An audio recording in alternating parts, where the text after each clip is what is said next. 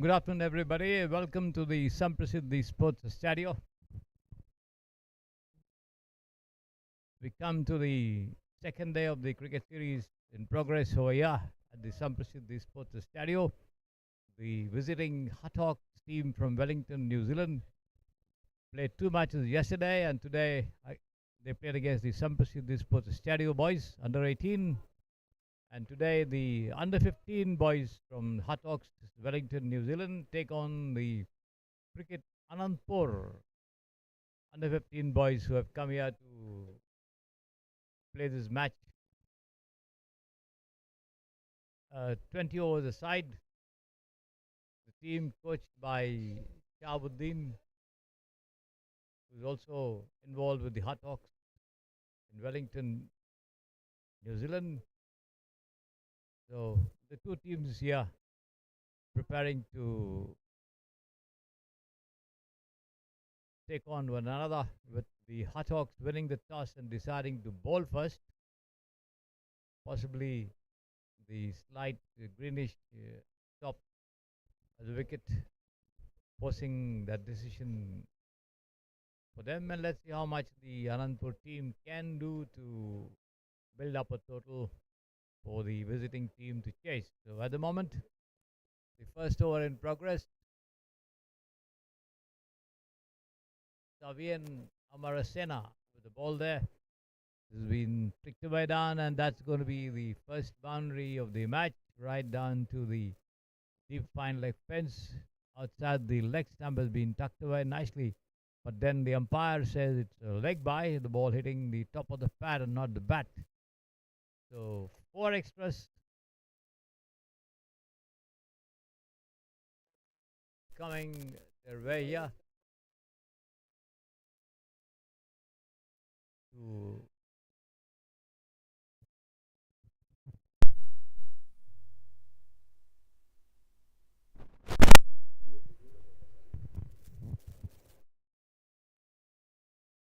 then taken on the front foot and driven through the point region for 4 runs. Yeah, a long chase, but then very well timed and powerfully struck outside the off stump.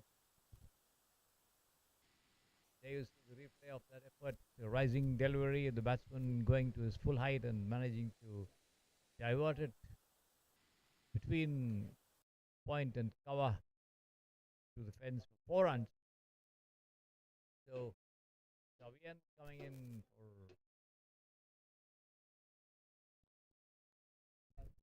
some punishment in this over. Of course, one boundary coming up by way of a leg by. And now this very well timed effort, sending the ball racing over to the deep point boundary for 4 runs, as Savin once again prepares to send down the 5th ball of the first over of the inning for the Hutt from Wellington, New Zealand. There it is. Short pitch, rising delivery, taken on the rise and punched through to the covers, but straight to the fielder there. No question of any run, with the New Zealand boys in their cream and black outfit, with the Ananthapur team in the all blue.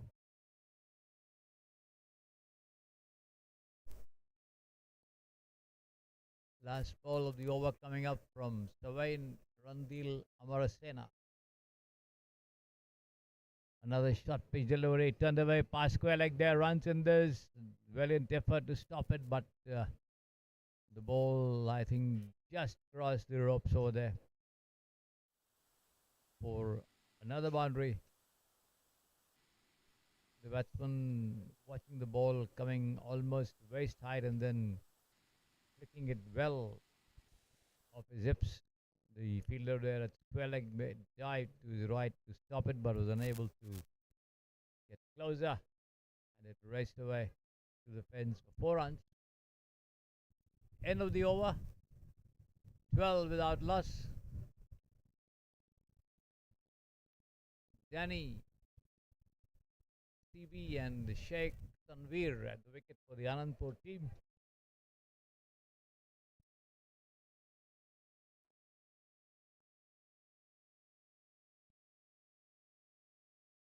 cloudy weather conditions today in the city, and the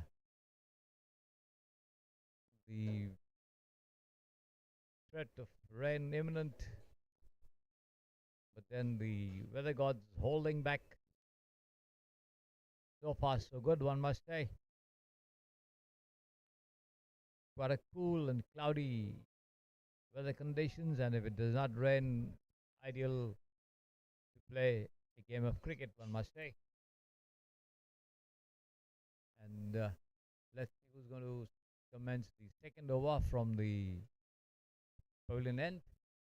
It's going to be Charlie David. Right arm over the wicket. Well picked up delivery on the off stump. Ball coming in after pitching, and the batsman drives on the front foot straight down the track there. Charlie doing his own fielding.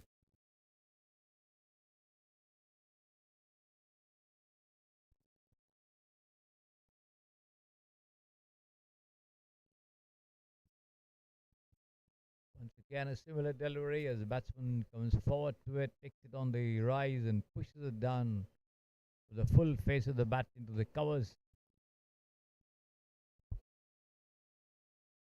No run. Charlie bowling to his field.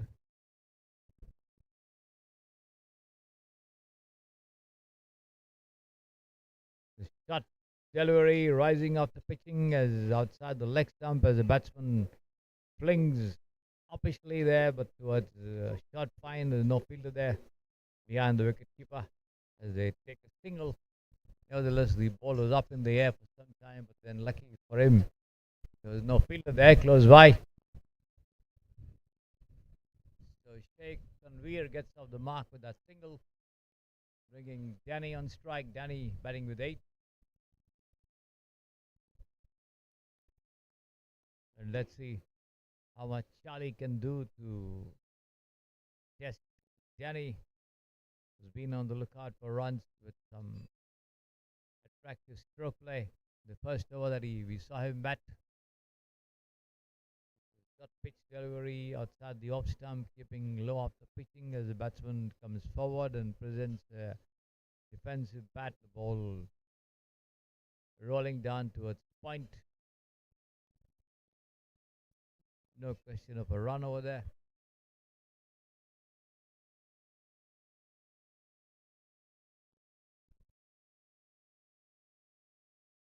Two more to go in this over from Charlie David.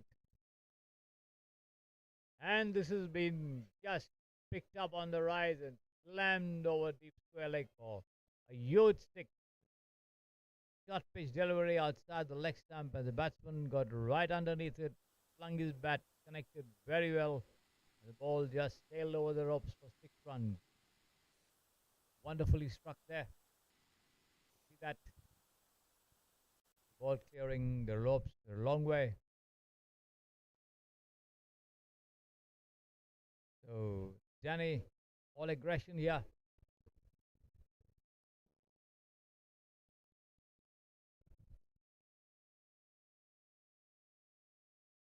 Quite a compact looking batsman.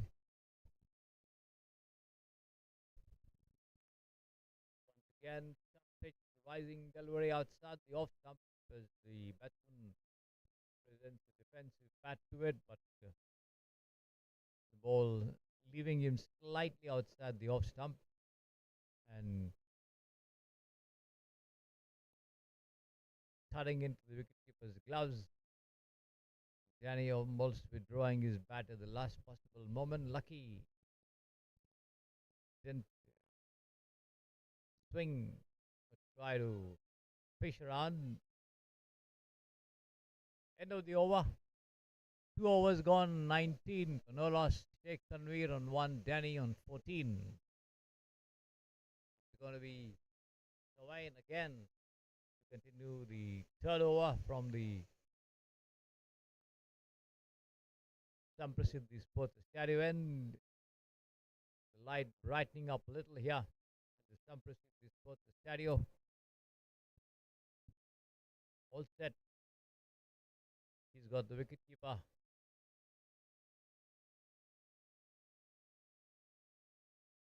standing at least about 10 to 15 yards away from the stumps, not very far, not very close. Shot pitch. Once again, pulled away. Could be out this time. Yes, he's out. Too long on and a simple catch. The batsman playing his shot a little early enough before the ball could reach him.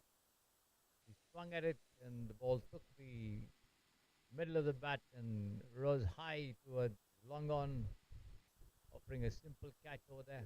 So the cricket Ananthapur under 15 team losing their first wicket.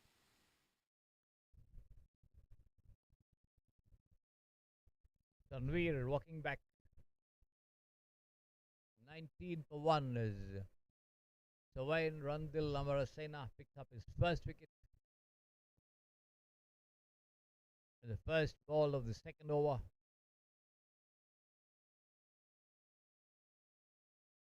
There you see the Hutt boys celebrating. They're now dispersed and take their positions on the field with the new man joining Danny at the wicket. Danny, of course, looking good at the moment.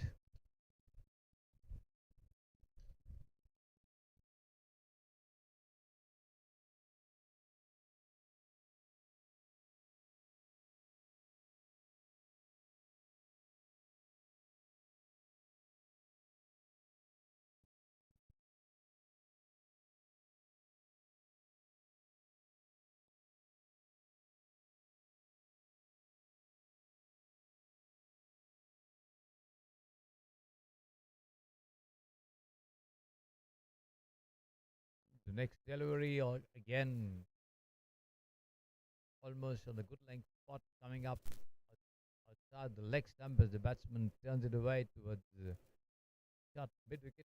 No question of a run over there.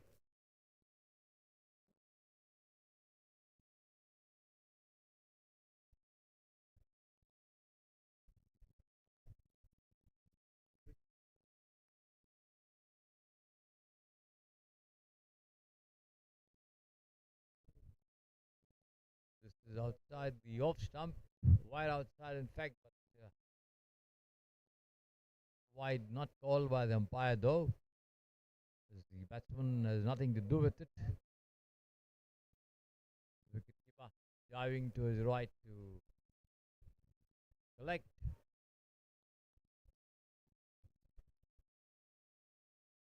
Rishi Kumar Reddy, the new man joining Danny at the wicket.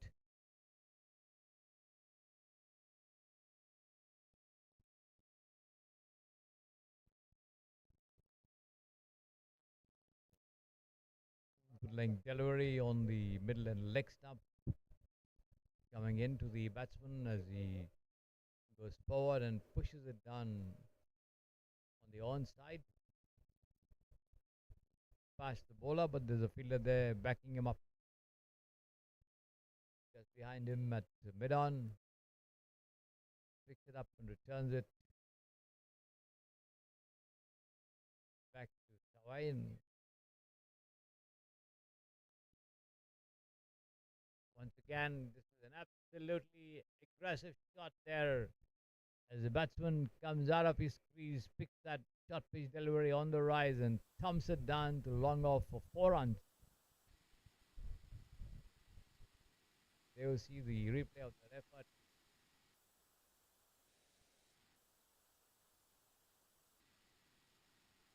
Wonderful attacking cricket over here.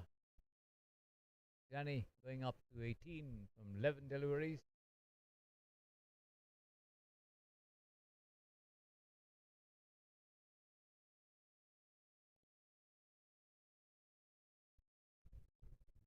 Almost a full toss as the batsman swings his bat, taking the outer edge and running down towards the deep third man for 4 runs. In fact, a loose delivery, possibly the ball slipped out of his grasp as he was not able to control it at all. Lucky for him, the umpire not judging it as a no ball because it dropped below hip height. Nevertheless, Danny saw it very soon and swung his bat at it, got an outer edge, and the ball lobbed high and into the vacant third man region for 4 runs. Once again, he cuts that away down towards third man, the fielder chasing it to take one and come back for the second as well. The throw comes in from Ruben, I think. Number 66 there you see on your screen. 2 runs. End of the over. 3 overs gone. 31 for 1. Danny on 24 from 13. Rishi Kumar Reddy, the new man, yet to open his account.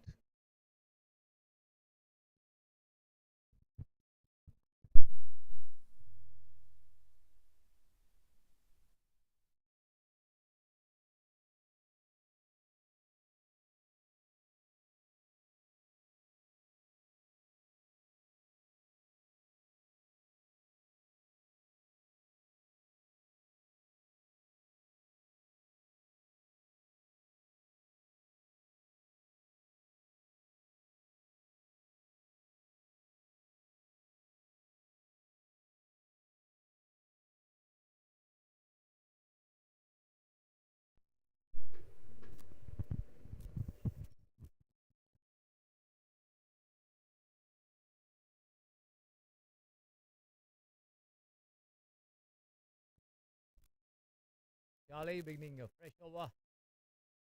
4 pitch delivery. Rishi comes up with a defensive push on the onside. On the half volley.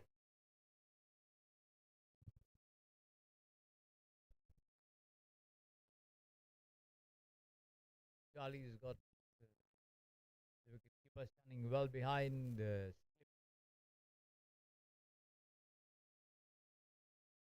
Backed up by a man, I think, on the third man bench. Got a point cover, a bit off. Backed up by an extra cover, deep extra cover fielder on the boundary. And a lofted shot this time. High over deep mid wicket, and that ball goes one bounce over the rope for 4 runs. Short pitch, rising delivery, picked up well on the rise. Rishi once again connecting well. The lofted shot, but not much power in it. Well timed, but then fielder there deep on the onside. And now they're bringing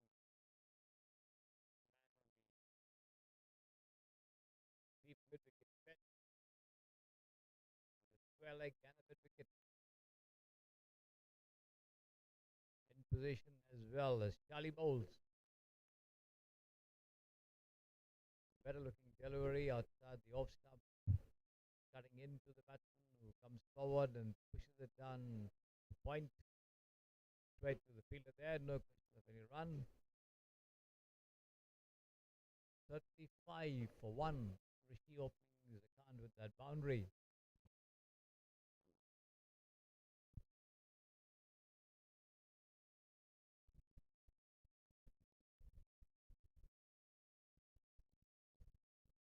Rising delivery outside the leg stump as Rishi tries to swing.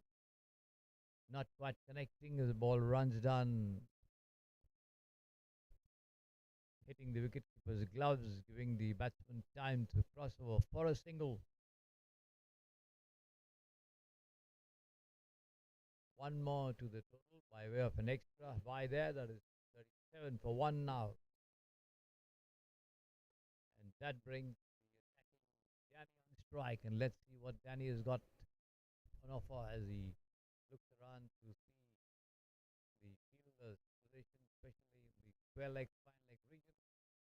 There is a man there. This is wide outside the off stump, going straight through to the wicketkeeper. Danny having a close look at it. Stroke to that one.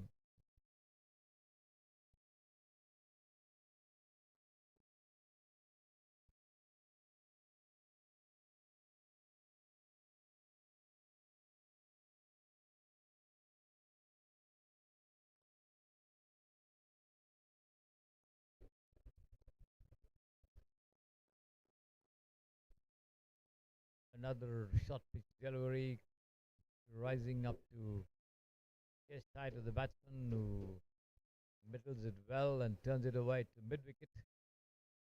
But again, straight to the fielder there.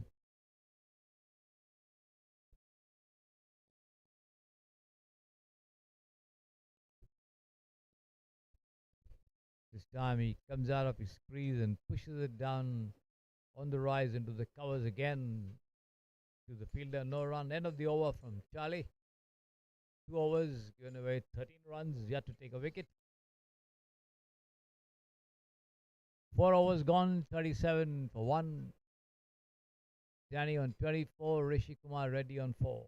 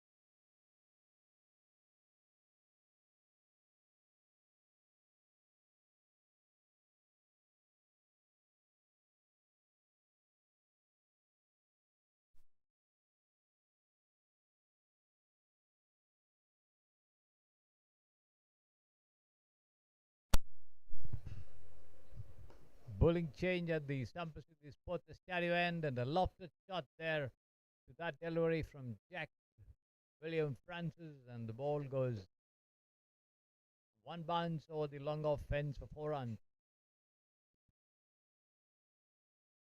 Rishi, the batsman,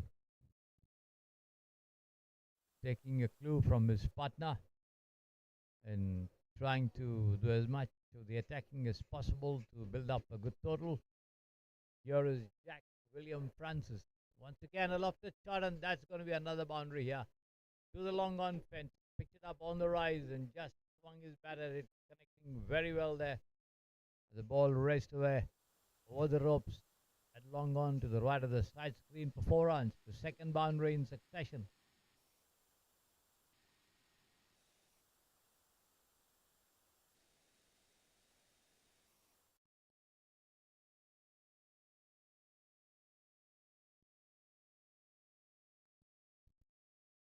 Let's see what Jack has on offer with his third delivery. 2 deliveries, 2 boundaries from Rishi Kumar Reddy. Going up to 45 for 1. 4.2 overs. Good going indeed for the Ananthapur team. And again, lofted shot, and this time, yes, he's out.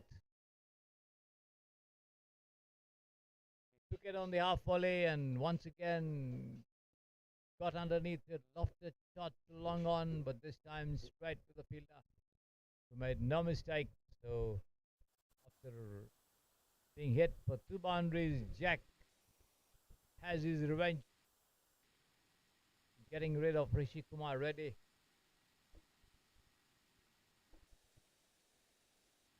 Catch taken there.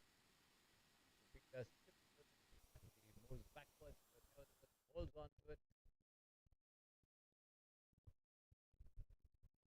45 for 2. Ahil Raja walking in to join Danny, who's batting with 24 well-made runs from 16 deliveries. The Ananthapur team now under some pressure with 2 of the top order back in the pavilion. The Hutt under 15 boys certainly keeping the fight on after the aggression from the attackman with Danny took on the bowling to come up with some well-timed boundaries and also six. Rishi taking the cue and slamming Jack for two boundaries in a row before he was out with the third ball. Ahil Raja coming in, takes card from the umpire.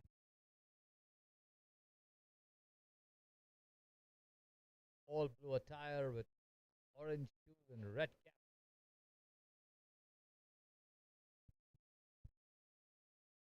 Making for a colourful picture there at the wicket. Ahil. Jack bowls.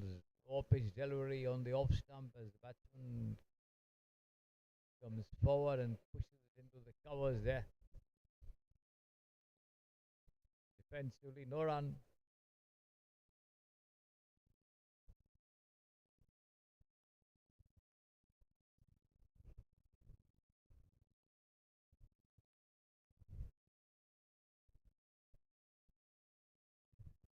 Again, a good length delivery on the off stump as the batsman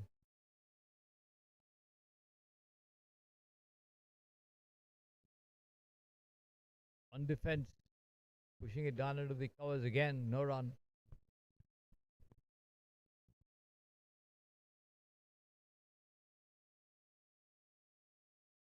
And this is a bit of uppish shot there, past cover into the mid-off region.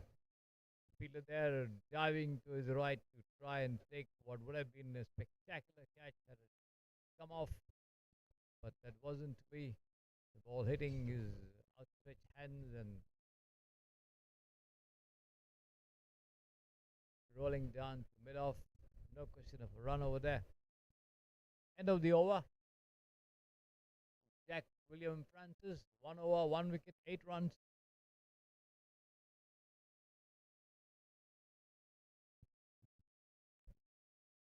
Five overs gone, 45 for 2.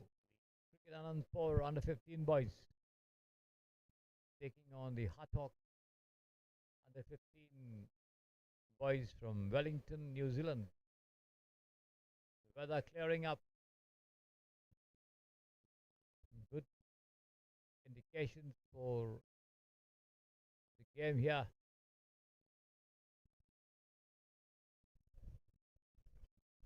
It's going to be Charlie David once again into the attack. He's got the wicketkeeper standing well behind, nobody in the slip region, the deep third man. Point cover, extra cover, mid off on the offside. Mid on, mid wicket. Backed up by a man on the deep mid wicket fence. A fielder positioned somewhere at short point. First delivery outside the off stump, nothing coming off it.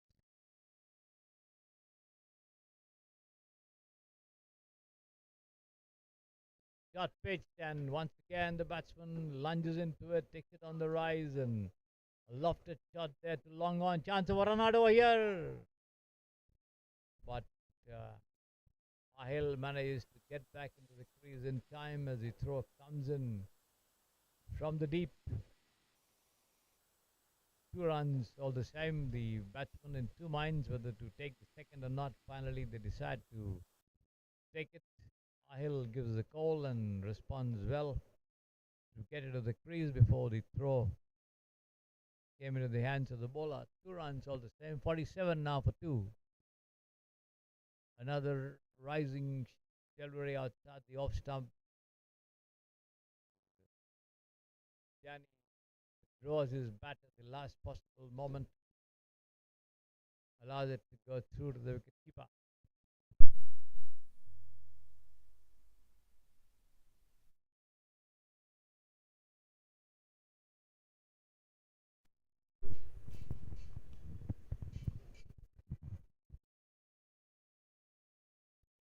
Again, wide outside the off stump, and this time the arms go up selling a wide here.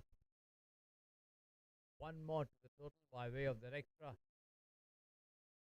48 for 2 as the Ananthapur team inch closer to the 50-run mark. Charlie spraying in line a little in this over.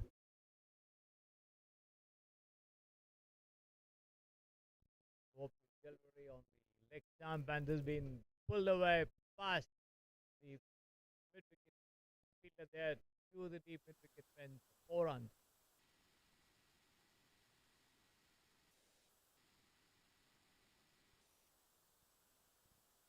Struck very well between mid on and mid wicket.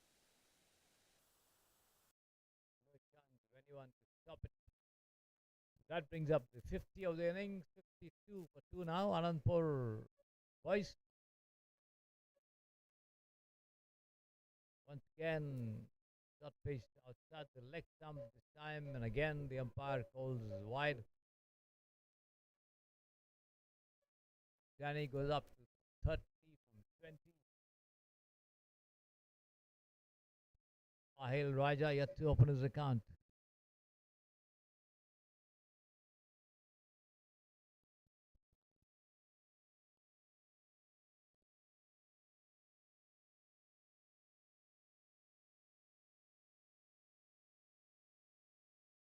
Good length delivery on the off stump as the batsman pushes it firmly but defensively into the extra cover region, straight to the fielder. No question of a run there. Last ball of the over from Charlie. Danny takes it on the half volley and fixes his bat at it. Pushes it past the fielder at mid wicket there for another boundary to the deep mid wicket fence. So very well timed flick over there. There you see it. I thought the fielder at mid wicket would have got to it, but he reacted a little slowly there and the ball just sped past it. End of the over, 57 for 2 now. After 6 overs, Danny on 34 from 22.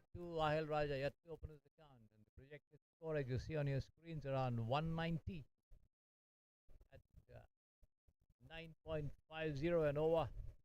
The current run rate that they have managed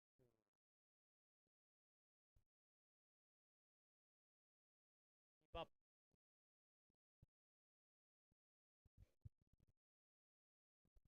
Jack William Francis once again in charge of the bowling from the far end, the Samprasiddhi Sport Stereo end.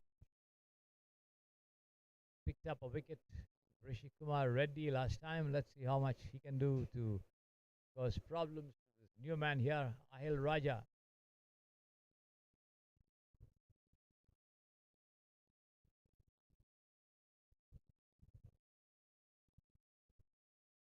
Driven straight past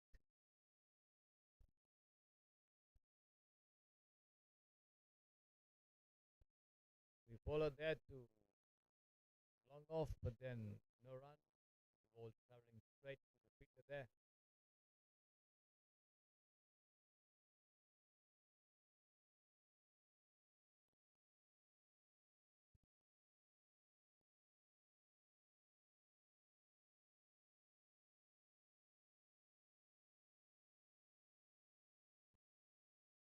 Playing across the line of that ball this time, and from outside the off stump, he managed to pull it away down towards long on and walked over for a single to open his account there.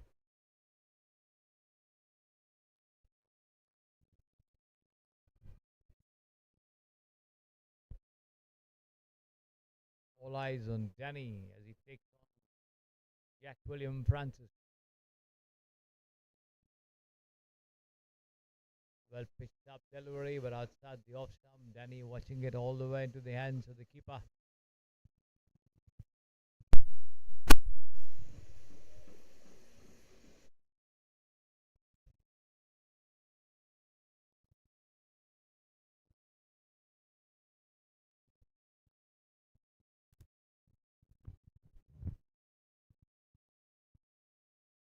Again, good thing ball as chance of a run out there. Yes, he's out. Danny played that one into the point region and took off for a single. Ahil was a bit slow in his response.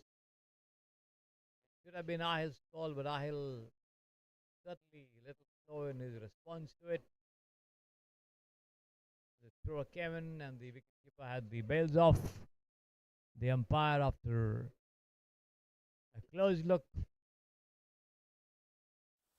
raised his finger. Ahil walked back here.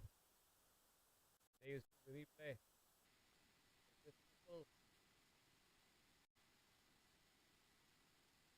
Caught well outside the crease there as you see it. So the Ananthapur under 15 boys lose their third wicket, 58 to 3 now.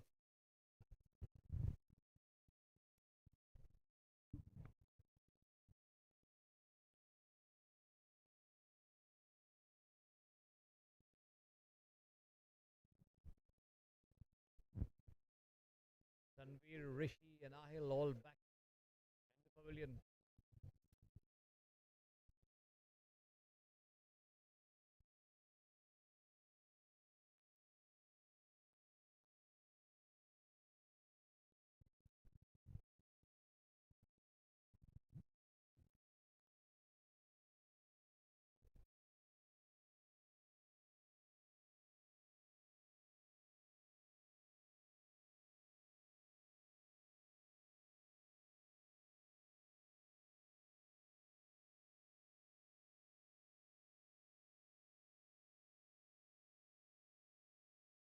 So the Hutt under 15 boys certainly applying all the pressure on the Anandpur team, picking up wicket at regular intervals to send the top three back into the pavilion. This one is a full toss and driven straight past the bowler to long off there, but fielded very well.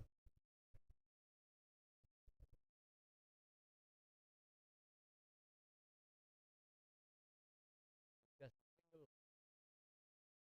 that effort.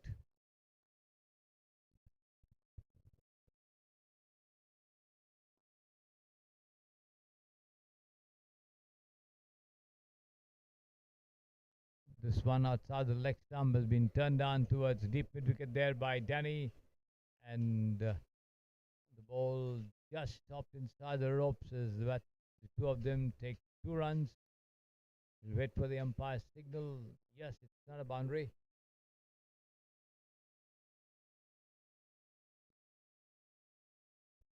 Stopped just inside the ropes there, 2 runs all the same. The total goes up to 61 for 3. Geetika.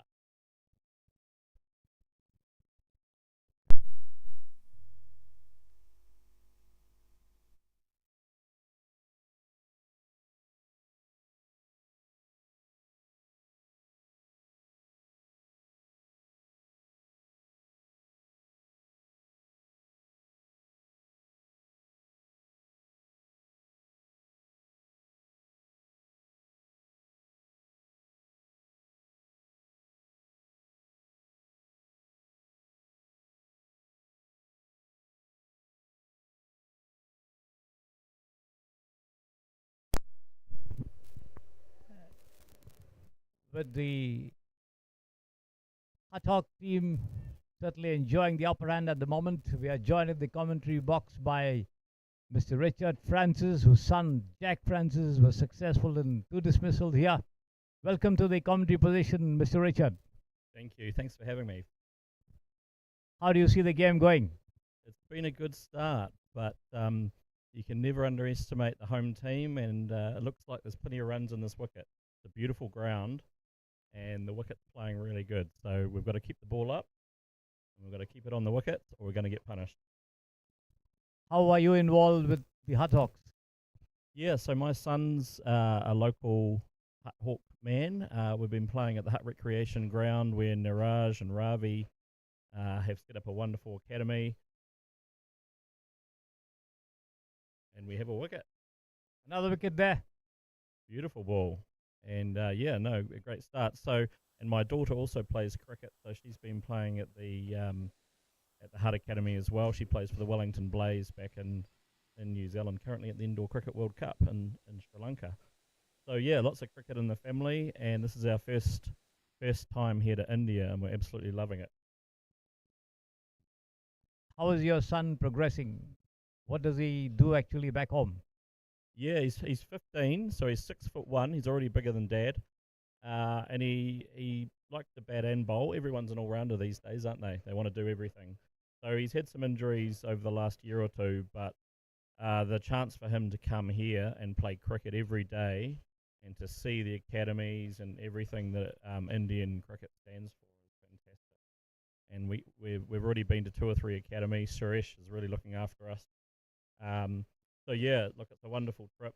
The boys are having a great time, and we all know, of course, that there's no country more passionate about cricket than India. So great to be here. What are his actual plans? Does he want to play more of the multi-day cricket or the shorter format, one dayers or T20s? Yeah, look, I think old school guys like me like test matches and 50 over cricket. The youngsters now, of course, they play a lot of T20s. I do think there's both of my kids enjoy the T50 format. They bat up the top of the order, so they like to have lots of overs to get the chance to get a big score. They like to bowl more overs if they can. But this too is a really good mix of T50s and T20s. We had a T50 match yesterday at the Rahul Dravid school, high performance centre. We lost by 3 wickets to the academy, um, and this is our first T20 of the tour. So yeah, started well. Another wicket. Another wicket over here. So yeah, it's just wonderful to see how passionate the not only the parents but the coaches. Obviously, there's lots of academies here. We were over at the KFC one the other day and just saw a whole group of kids. Good to see the females coming through. I've been involved with a lot of female cricket, and the youngsters just really learning their craft. So I think there's lots of things we can learn from what Indian cricket's doing. How do you enjoy watching your son? Do you uh, actually want to see him play, or you think he'll be you better to stay at home and watch him score 100 or take 5 wickets? Or would you want to be present on the ground to watch him play or your daughter play? Yeah, I think sometimes he would rather I wasn't here, but I'm in charge as my wife Julie's here as well of taking the videos. All the kids want the videos and the photos taken so they can look at the game afterwards and what they did. We didn't have that back in our day. But no, I'm a cricket tragic. I travel all around the world watching cricket, supporting my kids and supporting their friends. My daughter and her friend were recently in Chennai at the Super Kings Academy. Um, we were in Malaysia early in the year for the under 19 Women's World Cup. Hannah was on the New Zealand team, and her brother Jack came and watched, which was great. But no, I love watching cricket, and I love watching my children and their friends just do well and have fun. I mean, that's the main thing, isn't it? It's a great sport just to keep the kids grounded. They can do well individually as well as the team style. What's the feedback that you get from your children? They are psychologically impacted by your presence on the ground, or how do they take it? No, I think they're really used to it. Both my wife and I have coached, managed, scored, umpired, right from the start. So they're used to us being there. They're at the age now. My daughter's 19, Jack's 15, where they don't listen to me anyway. So I don't give advice unless asked. But no, I think they enjoy the support, and I think the Hawks, it's a community. So we have as many parents here as players.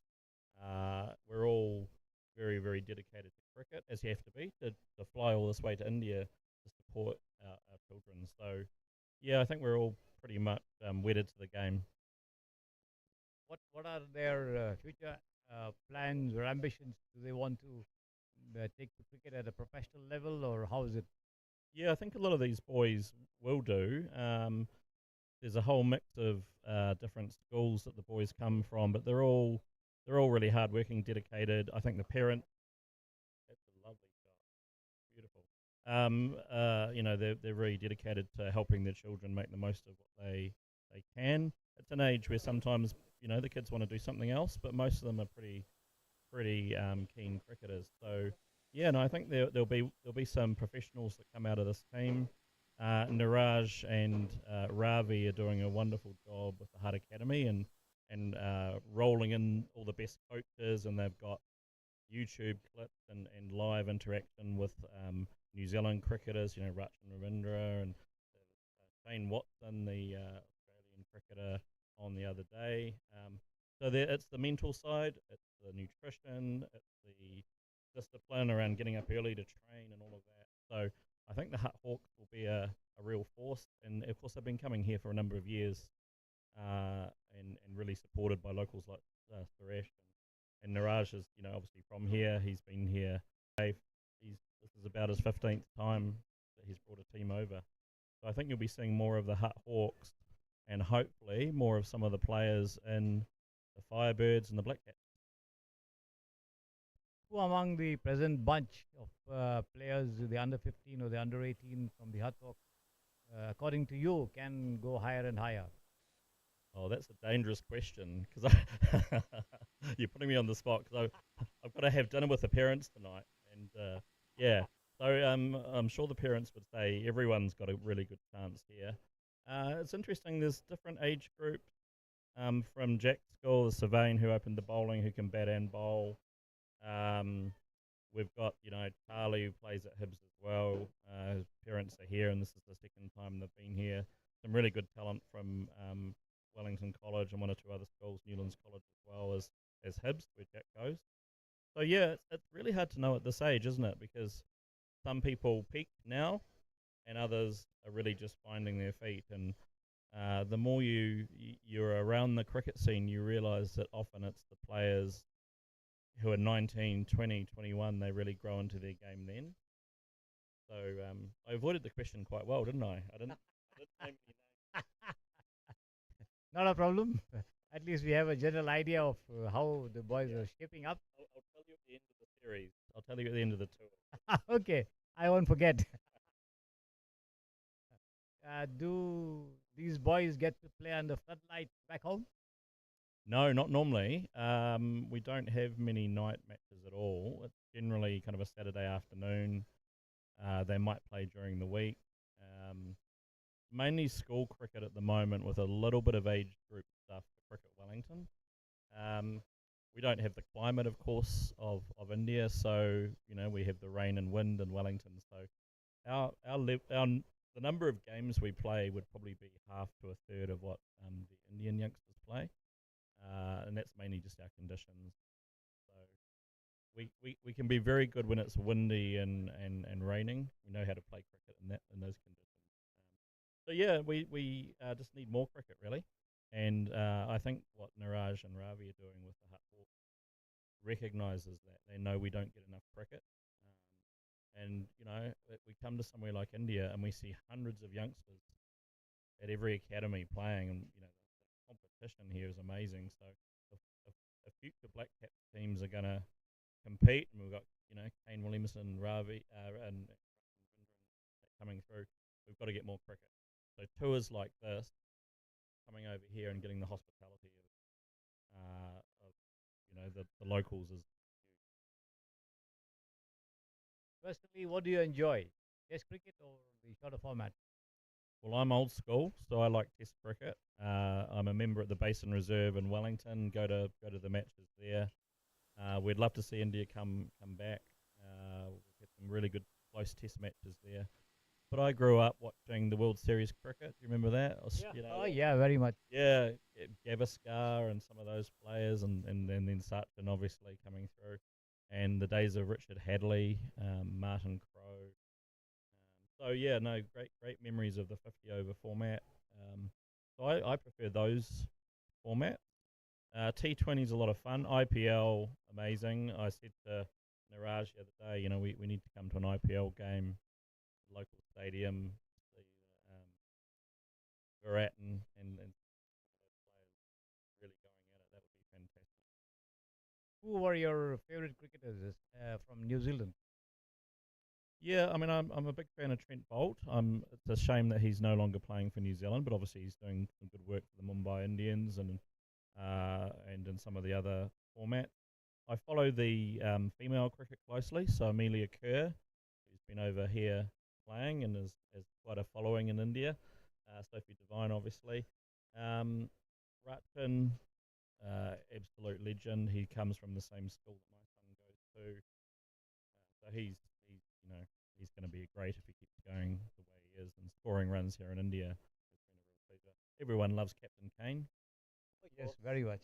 And we want him to keep going. He's getting a little bit, long in the tooth now, but we love watching him as well. So yeah, lots of good players on both the female and male side.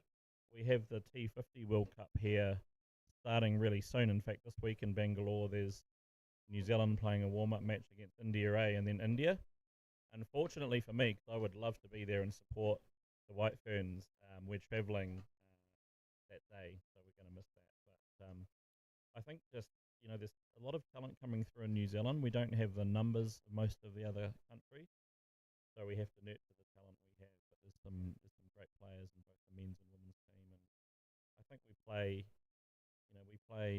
to our strengths as much as we can. We kind of have to as a small nation. How much do you make use of facilities? Do you go to Australia for purposes of getting experience and the learning process? How much do you go to Australia? Yeah, we do a little bit. There's another team that's recently gone over to Australia. Probably not as much as we should.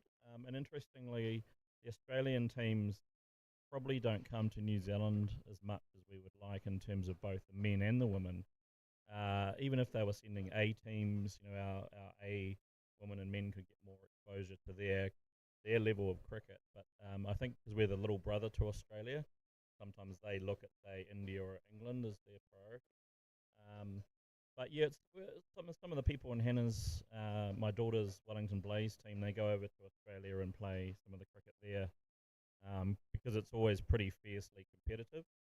So yeah, and that's something we'll look at as well. Hannah's probably going to try some county cricket next in England. That's probably the other destination for emerging men and women. They go over to play county cricket. Matt Henry's been over there actually getting lots of wickets in the county game.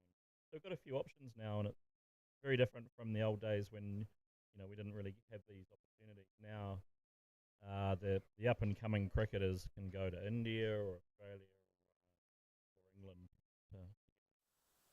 There was a time when Australia and New Zealand were very much fierce rivals. Do you think the intensity of that rivalry has come down a little?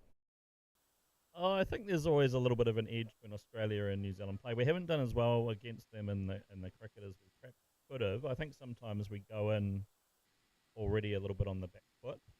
Um, so I mean, we've had our moments. Shane Bond is back in the day, and in the classic days of Pro and Hadley, and then in more recent times with some of the players we've got. But Australia, you never take lightly. Um, it's been great to see the Indian Australia rivalry over the years really start to blossom as well. So I know there's always a little bit of an edge with Australia. We like to beat them in the rugby, but we're not quite so good at the cricket. Sometimes we come out second best in the cricket, but there's always a chance. Richard Hadley broke Ian Botham's record to become the highest wicket taker at one point of time, and that he did it at the Chinnaswamy Stadium in Bangalore. Yeah. Look, I grew up watching Hadley, and actually a local bowler. I don't know if you remember Ewan Chatfield used to open the bowling sometimes with Richard Hadley, and he was a bit of an unsung hero because he was a miserly bowler. He would keep everything tight, and then Hadley would come in and take the wickets. But no, I look at Hadley and I think 434 Test wickets. If he played now with all the Test matches that there are, he'd probably be 500, 600. And of course, he was a great rival of Kapil Dev as well. That era of both Kapil Dev, Imran Khan, Hadley, that was a great cricket era. So overall, uh, you think the boys will pick up a lot from such tours? Yeah, look, I think they learnt a lot from the first game. As I mentioned, we played at the Rahul Dravid Academy. We got 317, which you'd normally want to defend. But we just learnt that with the strength of the Indian players, particularly cutting, pulling, wristy, we were kind of bowling to New Zealand conditions, and we learnt the hard way. And that team chased it down. So I think we learnt about setting fields over here. You get really good value for your shots here too. So the ball races away. In New Zealand, it's a lot longer grass, wetter, so you don't. Doesn't travel faster. It doesn't travel that fast, so you can get away with your short ball sometimes. Over here, you'll get punished. So the boys learned a good lesson yesterday, which I think every game we're going to learn more. So yeah, no, if they haven't learned quite a few things from the screw up every try, and if they do want to be professional cricketers, as we said earlier, they need to know how to play in Indian conditions, Australia, New Zealand.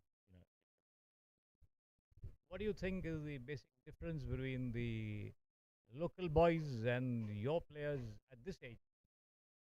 I think the academy structure is probably one of the differences. I mentioned earlier we don't play enough cricket. Now, partly our weather in general, but what I understand anyway over here is that there's just games all the time if you want them. And although there's lots of competition for places, and Niraj was telling us about when he played in Delhi, 500 people would show up for the trial. But the academy structure gives you lots of cricket, lots of coaching, and we probably just don't really have enough. There is a bit of an issue with college cricket versus club cricket, and at the moment the boys are mainly just playing for their schools and don't necessarily have club cricket. So I think that's something that needs to change if we're going to keep progressing. I think the boys want more cricket.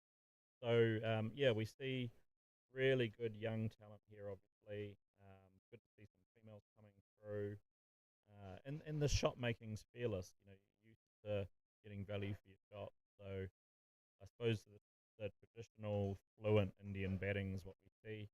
We haven't struck as many spinners yet as we thought we would see. I mean, it's not necessarily a spin track today, as it looks like it's got plenty of bounce. Good for the pace bowlers. But so it'll be interesting if we start striking some leg spinners and things too, because we traditionally you expect wrist and leg spinners in India. But yeah, there's lots of amazing talent here, and if we can just get a bit more cricket, which obviously these tours help with, then I think that will be really special. So, given the same number of opportunities, you think your boys are not going to be any less than anybody else? I think that's one of the key things is just getting both the boys and the girls more cricket. Obviously, we learn to play a little bit differently, but I think in this global age, and you've seen this with Kane, Trent, and some of the others who have come to the IPL, you can adapt to the Indian style of play. But each nation has their own, I suppose, quirks and strengths and weaknesses. But the more we can learn from each other and play together and play offshore, I think the cricketers coming through now will be thinking about how do I come over to an academy in Bangalore or Chennai and spend a few weeks here learning how to play on the subcontinent. The more we do that, the more we can, have those global careers. So, yeah, I think it's definitely something everyone involved in cricket back home wants. Is how do we get more cricket and keep the quality up? So we need the entrepreneurial spirit of the Nirajas and Ravis who are working in with locals here to take tours offshore, and they're doing a wonderful job of that. Anything else you would like to convey to your people back home? I'm just thrilled that you've got such a great setup here. We were just, all the parents were saying, why can't we have all these cameras and commentators and things back home? So I think just anyone who's a cricket fan or a cricket graduate like myself, coming to India, the hospitality is fantastic. Come and watch some cricket. It's an experience of a lifetime, really. So we're thrilled to be here, and you guys are doing a lot of really good stuff. Well, Mr. Richard, thank you very much for having a chat with us here, and wish you and your daughter and son the very best. Thank you.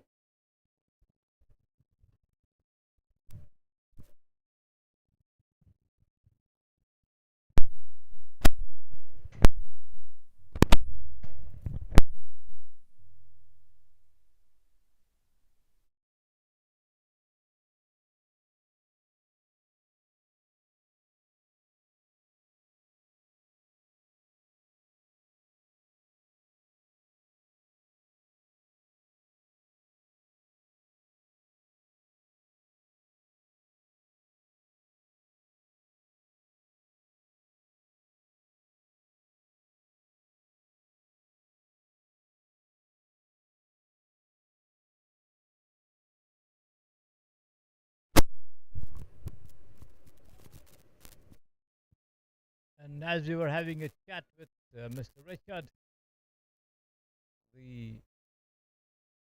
scoreline here at the moment for the Ananthapur team reads 86 for 5 with Jack William Francis, whose dad Richard was just here with us, having taken 1 wicket for giving away 17 runs. He's coming up to bowl the last ball of his 4th over. From the far end, has been cut away nicely towards deep third man, but there's a fielder there coming up to pick it up and throw it back. But in the meantime, the two of them managed to take 2 runs. Danny, who opened the innings, is still around there with 41 from 34.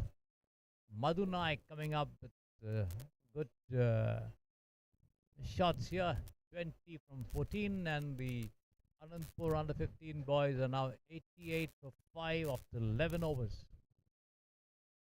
So they have a current run rate of 8 runs an over.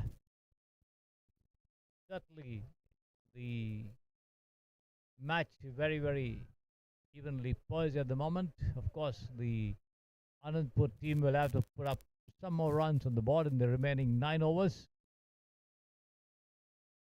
because the Hutt under 15 boys look quite a capable bunch.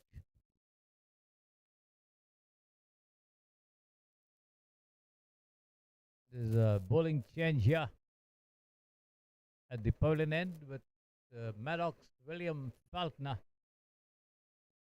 coming into bowl.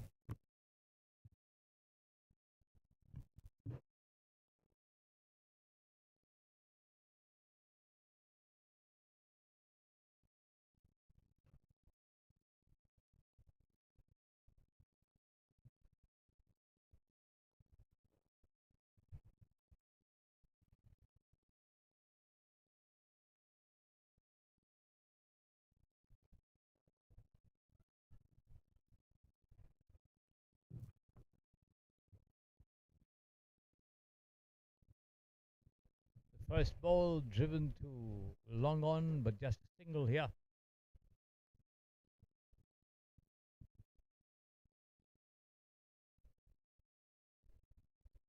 Bill, the fielder,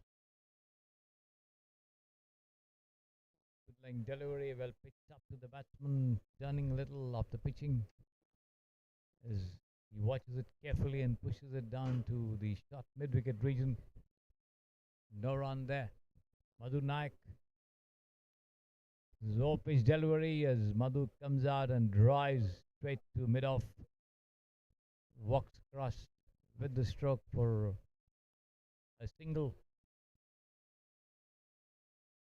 Maddox William Falconer trying to give as much air to the ball as possible in an attempt to tempt the batsman to have a go at it and possibly play it into the hands of somebody out there.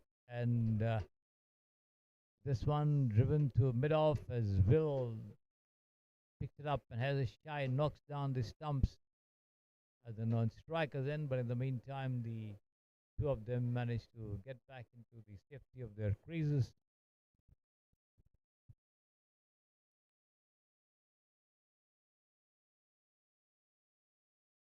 Once again, driven slightly uppishly towards mid-on. Once again, Whittle, the fielder, 1 run again.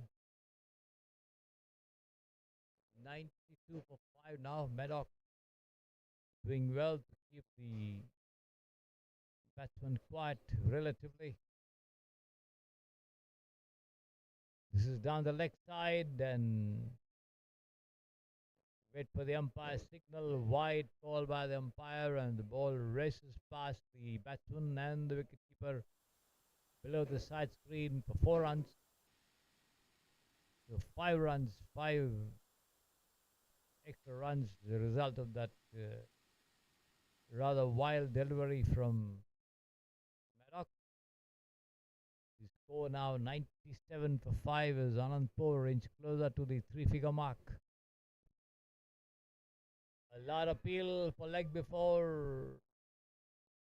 Flighted delivery, which the batsman tried to drive, missed it completely, hit on the pad. Maddox, William very disappointed that the finger did not go up. Looked as though the ball was just missing the leg stump. End of the over. 9 runs given away in that over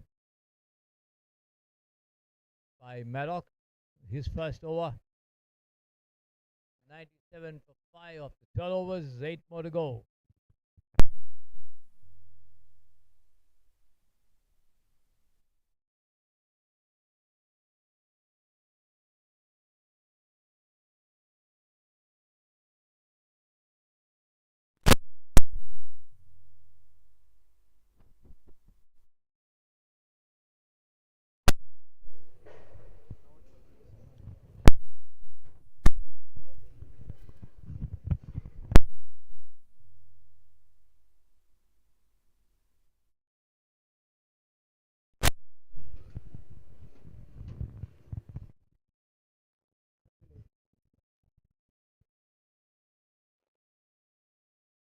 Looks as though there's going to be a bowling change at the far end, the Samprasiddhi Sports Stereo end.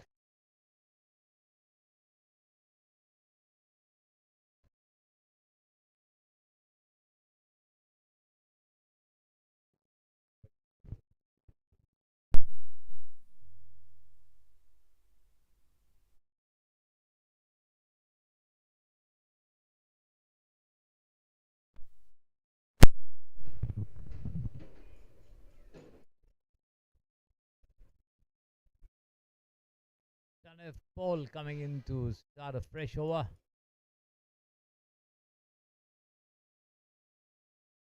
The first delivery there, I think, flicked away towards the final leg for a single. 98 for 5 now, the Ananthapur team. And this is taken on the rise and just slammed over deep mid wicket for a U6 there.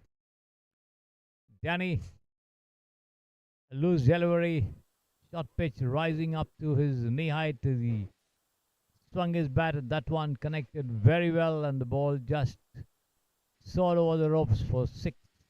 So Paul getting punished for that delivery. Let's see what he does now. Full toss, and once again has been just slammed almost to the same spot for another 6. 2 sixes in a row for Danny. There you see it.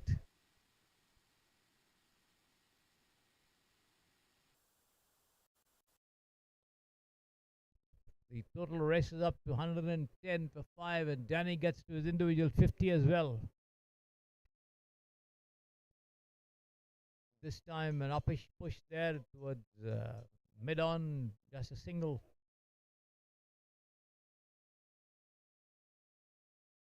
56 from 40 deliveries.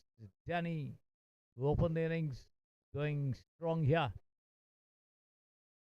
Another full toss, and once again being swung there by Madhu Nayak, and that's the third 6 in the over. The youngster somehow not able to quite control his bowling, coming up with the full tosses, and the batsman taking advantage of them to cart them away for 6 runs thrice in this over.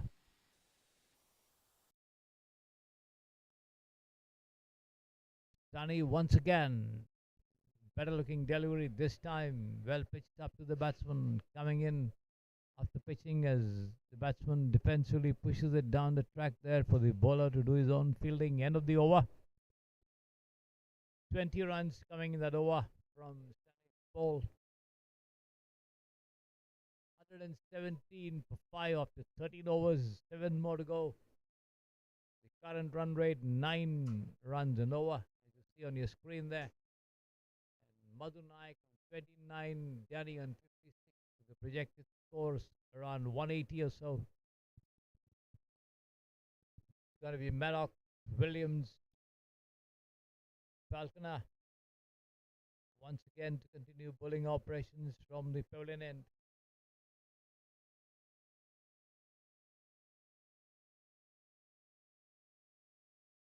Keeper standing right up to the stump for this right arm spinner. Well flatted delivery on the middle and leg stump as the batsman comes out with a pitch of that one and drives down the track for the bowler to pick it up on his follow through.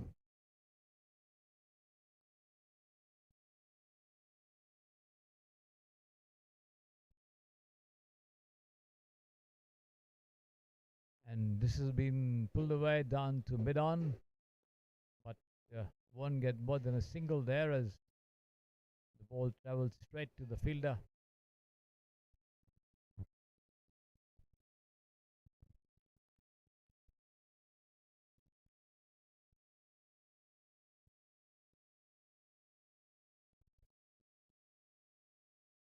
Once again, taken on the half volley and driven down, and that's going to be 4 runs between the two fielders at long off and long on. The ball races away below the side screen for 4 runs. Well timed drive on the half volley. There you see it, the ball rolling over the ropes. 122 for 5. Madhu Naik on 33 from 21.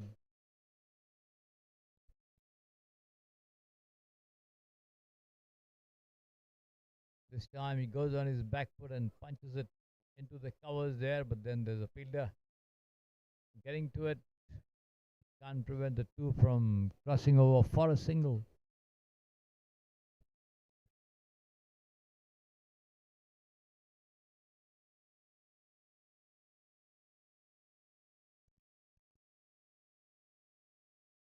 This is down the leg side as the batsman tries to turn it around, misses it completely wide. Call by the umpire there. One more to the total.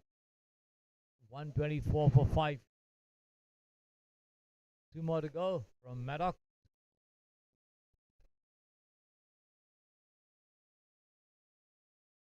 Full toss taken on the full and punched, but straight down to the fielder at long off. Won't get more than a single as the throw comes in from the deep to the wicket keeper. 125 now for 5. Last ball of this over from Maddock. Taken on the half volley and pulled away. Just short of Ruben fielding at long on there. Picks it up on one bounce. Gives away just a single. End of the over. 14 gone. 126 for 5.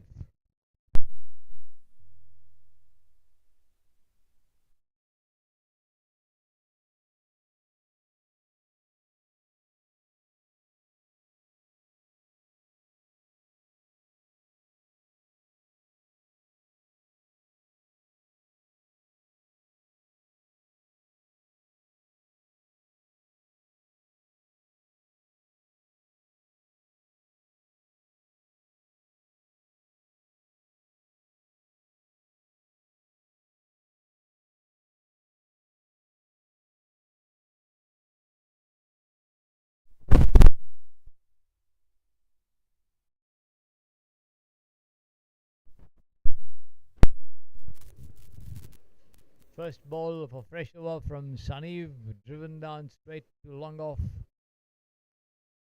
Just a single.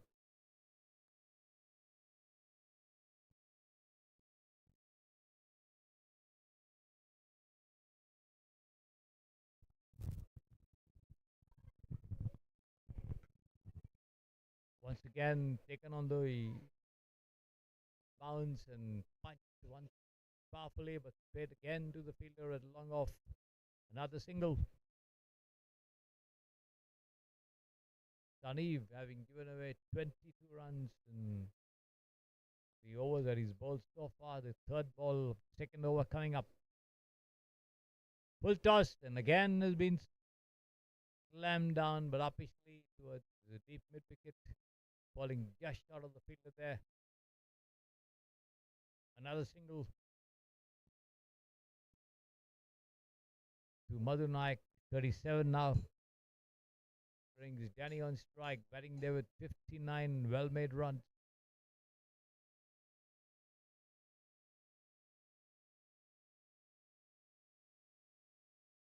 Slightly over pitch delivery outside the off stump as Danny tries to cut, misses it.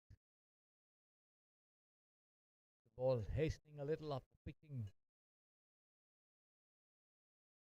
No damage done though, no addition to the total either.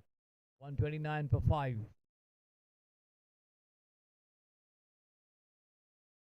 And this is taken on the rise and pulled away down towards Warish. Mid wicket for almost a flat 6. Powerful shot there from Danny. Picked up that loose delivery just outside the leg stump on the rise and just smashed it. The ball going over the ropes almost at head height, very flat, thick, difficult to hit such sixes. But Danny does it. Better looking delivery this time outside the off stump as Danny tries to chop it. Misses it. End of the over. 15 gone, 135 for 5. Danny goes up to 65 from 47 with that 6 was the previous delivery. And the cricket Ananthapur under 15 boys, 135 for 5 after 15 overs, 5 more to go. And let's see how much more they can add to the total.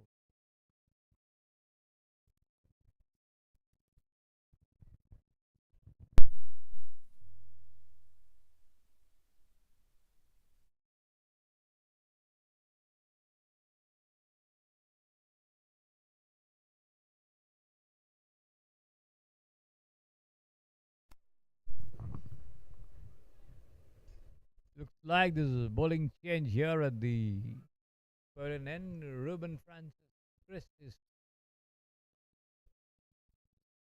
put in charge of the attack. His, I think, elder brother, Jasmine Chris, was here in action in yesterday's under 18 match.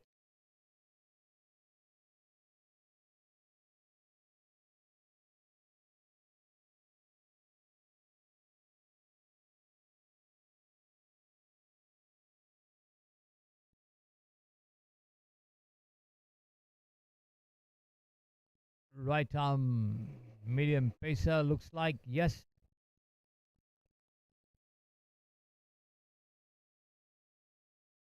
Or pitch delivery, which the batsman, I don't know, tried to play a rather unusual shot there, trying to flick it behind the wicketkeeper or something like that.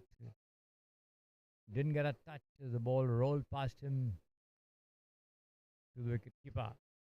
No run, no damage done. Ruben again.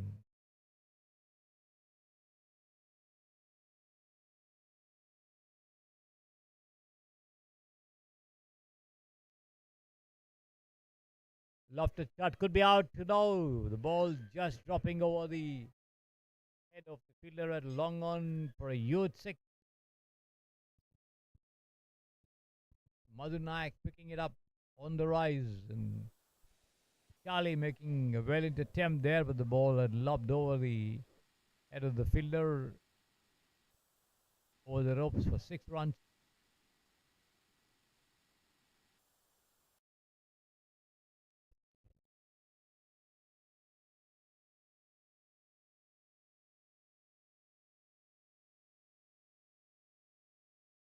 Shot pay delivery once again pulled away down towards long off, but just a single with the Anandpur batsman trying to increase the scoring rate.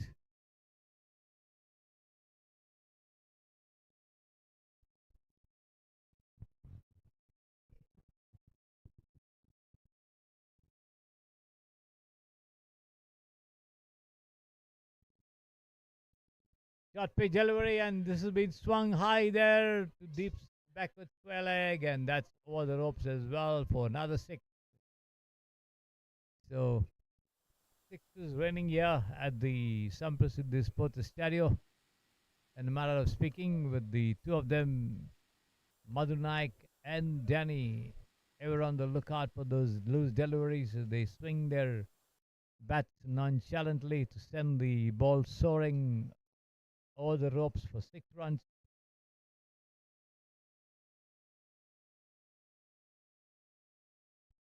Ruben again and again, taken on the half volley and just slammed down there over deep backward square leg for another six.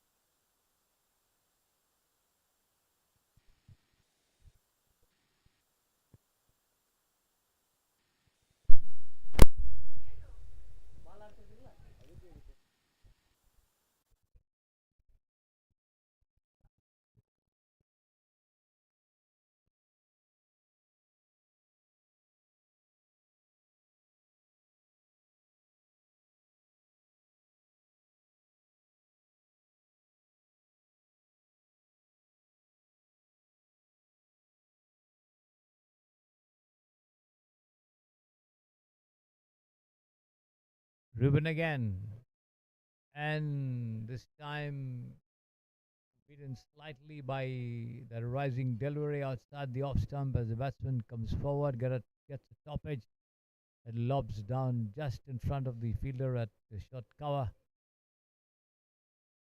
No run, no damage done either. End of the over. 16 gone, 154 for 5. Ruben Francis, Chris, 2 wickets for 39 runs from 3 overs.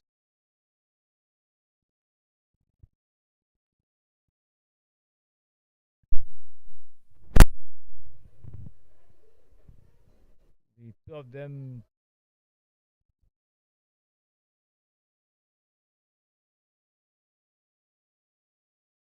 taking a shot, rings break.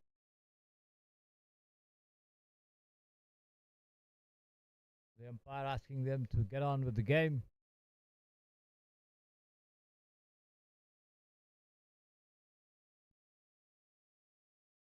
And let's see who's going to take charge of the attack from the far end. The Samprasiddhi Sports Stereo end.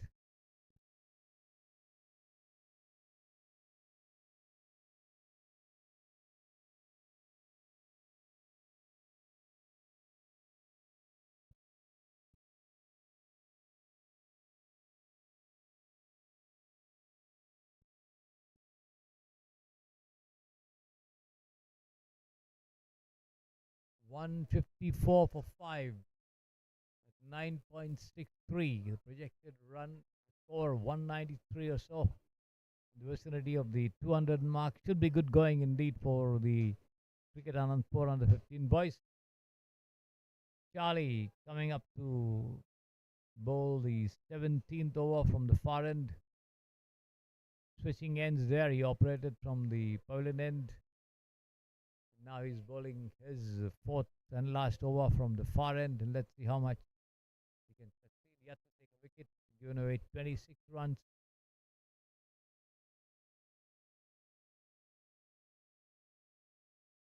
This is taken on the half volley and swung away over long on, and that's another six over here. So Danny and Madhu certainly on fire, not missing any opportunity to bang the ball over the ropes for maximums. Danny on 83, and this has been cut away nicely there. To the deep third man fence for 4 runs. Outside the off stump, rising delivery. Danny splashed at it, got an edge, and the ball raced away to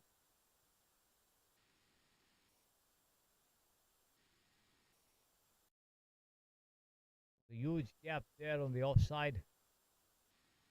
Now they have a man coming in to field that deep third man.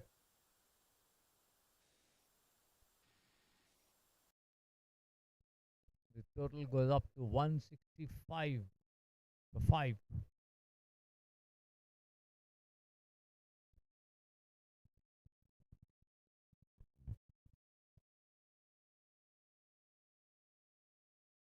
This time Danny goes on his back foot and turns it away down towards the wideish deep mid wicket region and walks across for a single.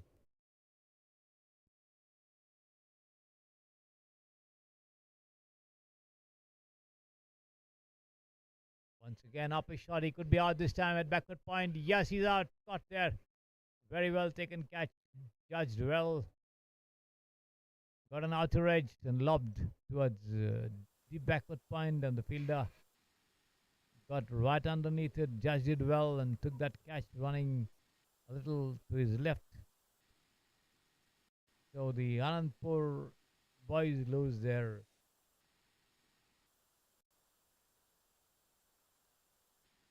sixth wicket. Madhu Naik out there.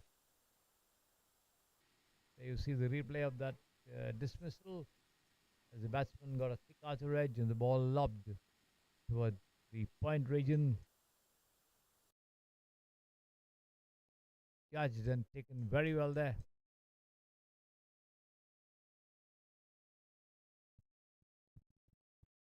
.166 for 6. Last ball of the over coming up from Charlie, who finally managed to take a wicket.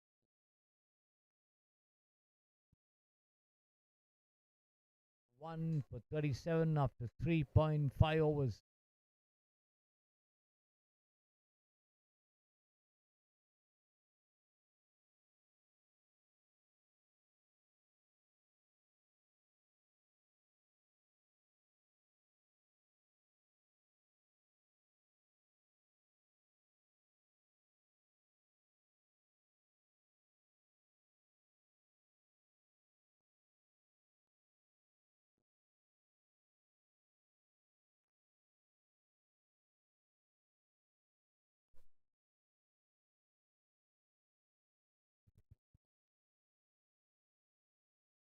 Atharva Sunkeri coming in to join Danny there, who's batting with a superb knock of 88 runs from 53 deliveries.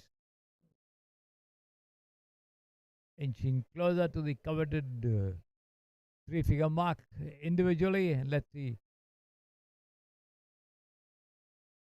if he gets enough number of deliveries to bat and finally achieves that milestone. It should be a wonderful century, interspersed with some absolutely stunning shots for fours and sixes, especially on the onside. Johnny appears to be very strong. Does pack a lot of power as well in his strokes.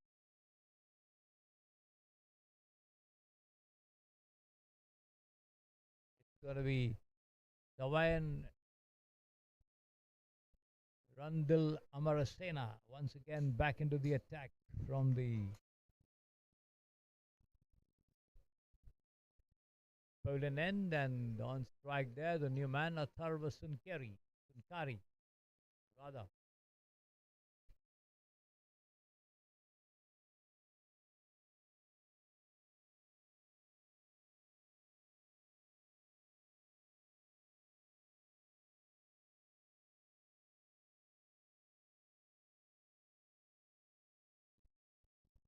Past the delivery outside the off stump, slightly short pitched.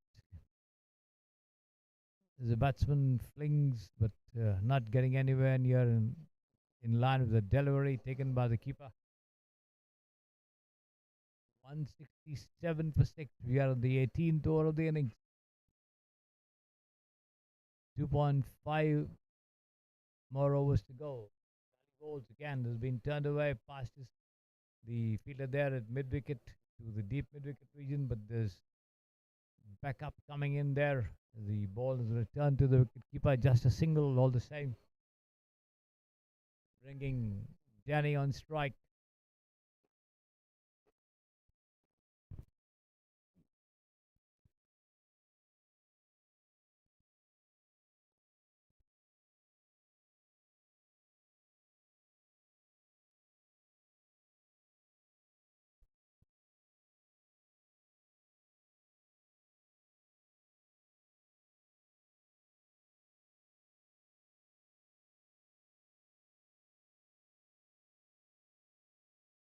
Slightly over pitch delivery, which Danny takes on the half volley and drives towards the long on.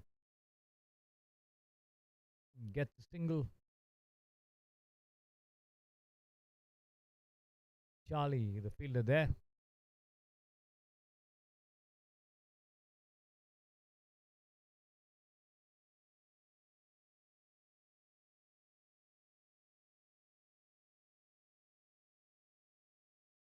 This has been cut away nicely past point, runs in this there, and the ball races away over the ropes for 4 runs. Outside the off stump, Devine trading pace for accuracy, gets punished there.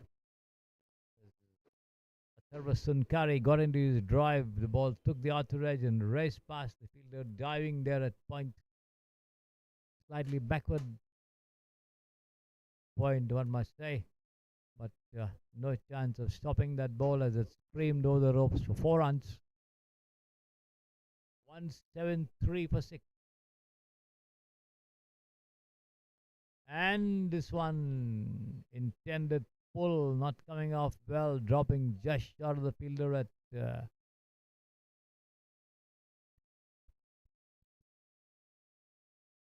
mid wicket.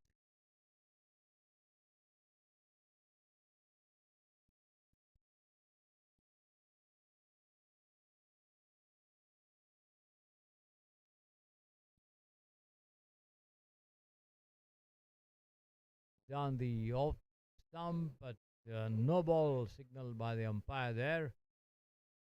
So one more to the total, and the free hit also coming up. 74 for 6, and let's see how much Sarvasun Kari can do with this gift.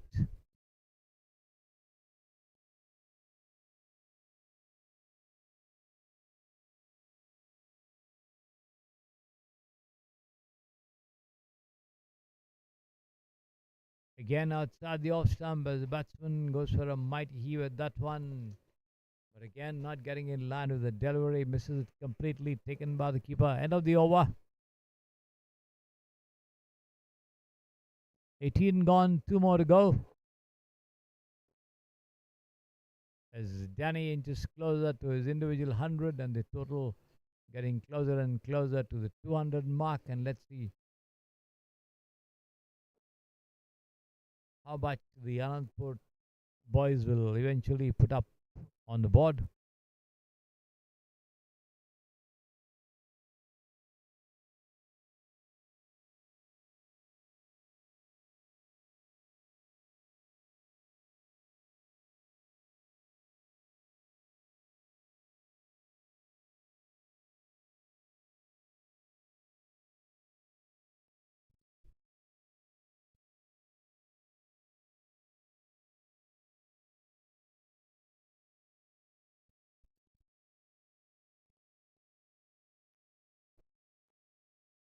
It's going to be Ruben Francis Chris once again into the attack.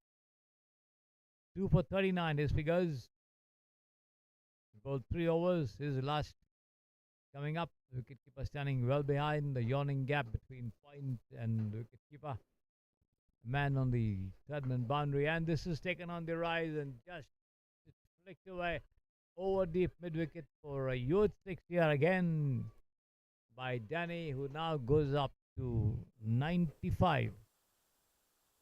5 runs short of what should be an absolutely splendid 100 here at the Samprasiddhi Sports Stadio.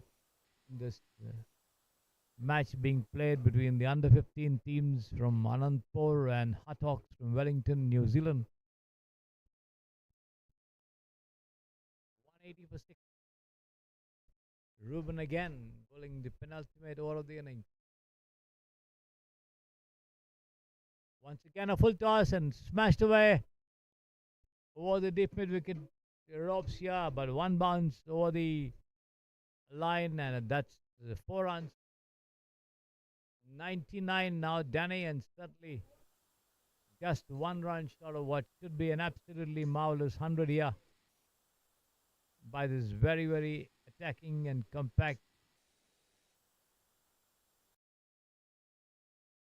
batsman who's not put a foot wrong ever since he's come in, playing almost all the 20 overs by all along. He opened the innings, As has been pushed away down to mid wicket, and he races away for a single, and that is 100.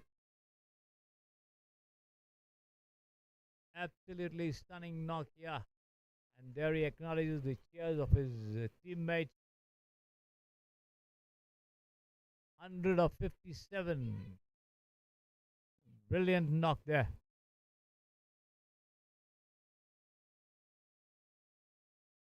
By Danny at the Samprasiddhi Sports Stadio. Opening the innings, playing on till the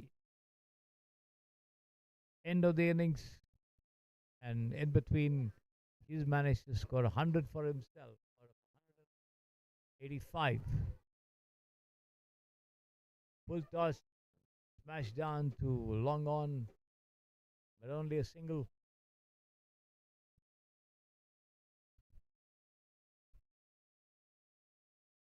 Two more to go in this over from Ruben Francis Chris.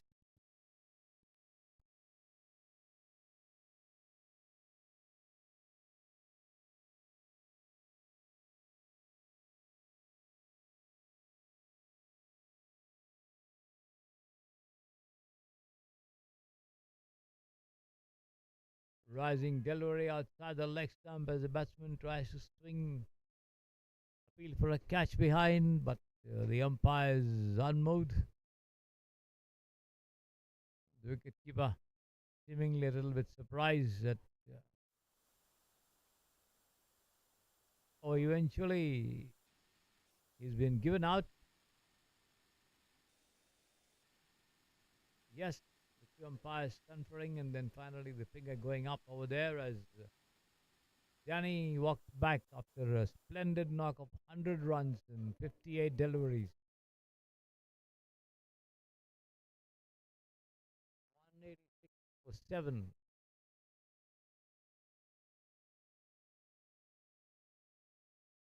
Ruben Francis picking up his third wicket. 3 for 51 so far. One more delivery left in this over. His fourth and the 19th of the innings.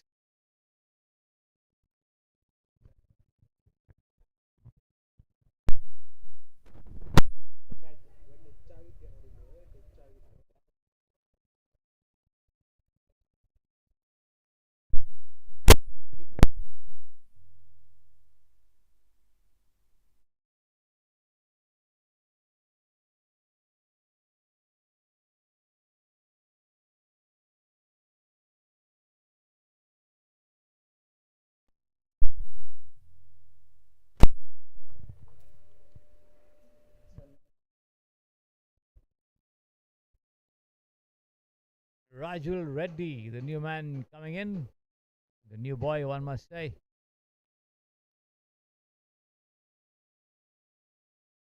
The youngster taking guard there at the wicket.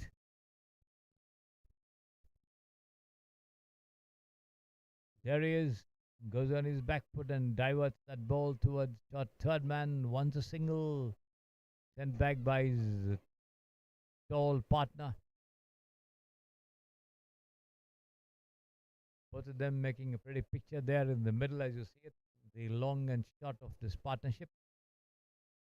Rajul Reddy, a little more than stump height.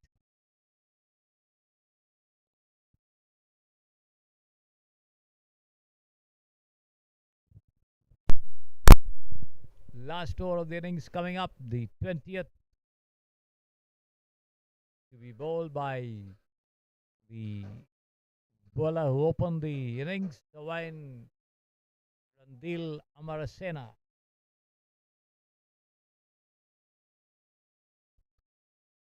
Here he is, right arm over the wicket. Outside the leg stump, and Atharva swings down towards the fine leg, but straight to the fielder there. Doesn't want to run.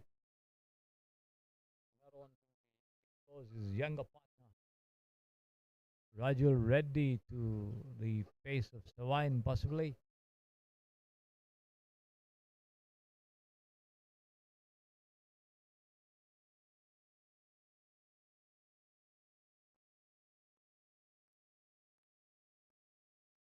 rising delivery. Atharva goes down on one knee and tries to push it over the head of the wicket keeper there, but not uh, timing that intended push well as the ball sails into the gloves of the wicket keeper.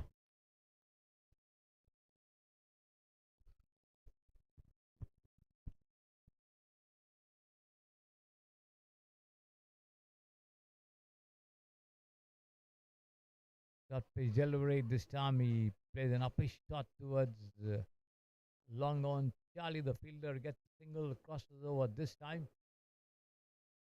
Brings in the young Rajul Reddy on strike.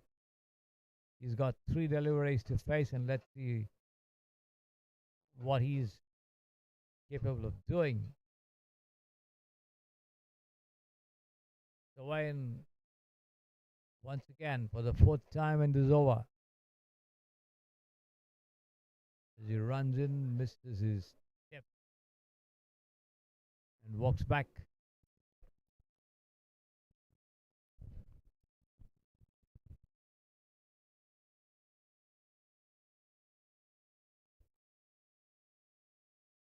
Outside the leg stump, the ball takes the bottom edge of the bat and runs down to short fine as Rajul manages to take a single and open his individual account there.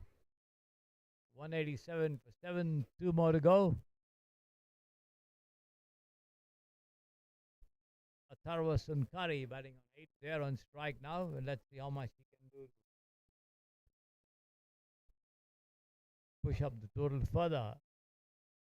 Once again, tries to turn it away towards the square leg, fine leg region, makes no contact, wide called by the umpire, 1 more to the total. 189 for 7.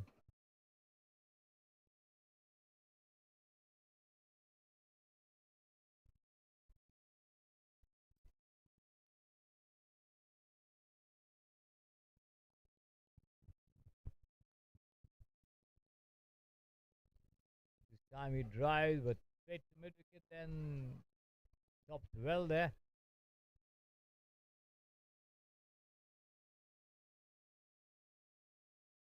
189 for 7. Last ball of the innings coming up.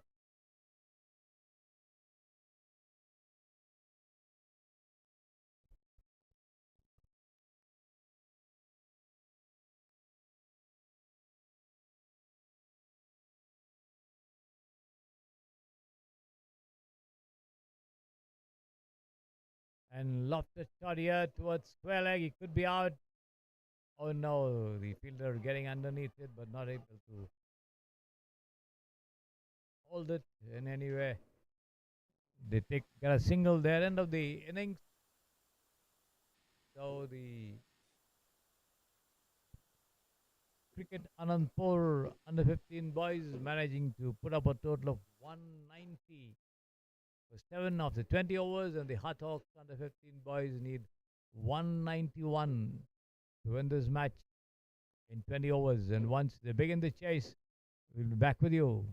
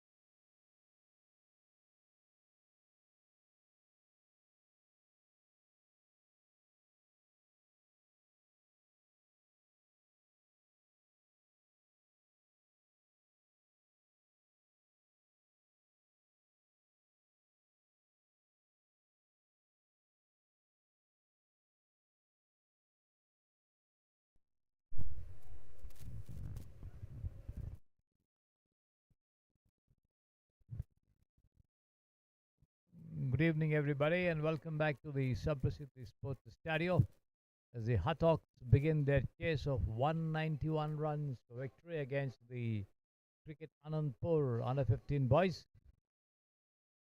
We have Yoshuna, Neil, and Maddox Williams opening the batting for the visiting team, with Hem Sagar in charge of bowling operations. The first ball pushed defensively to the offside. The bowler picking it up on his follow through there. Walks up. Splendid batting there by Danny, who came up with a splendid individual 100. He's been cut away nicely there, but fielded very well there at backward point. Just a single as Yoshuna opens his account. So do Hawk under 15 boys. Brings Maddox, William Falconer to face Hem Sagar. He's got two steps. Point cover, extra cover mid off on the offside, backed up there by a person on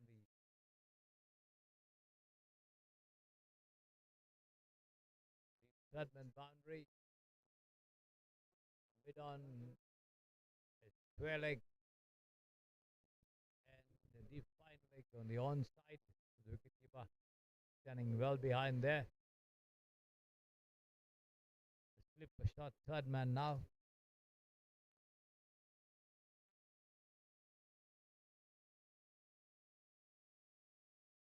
This is pushed once again defensively into the covers. No run.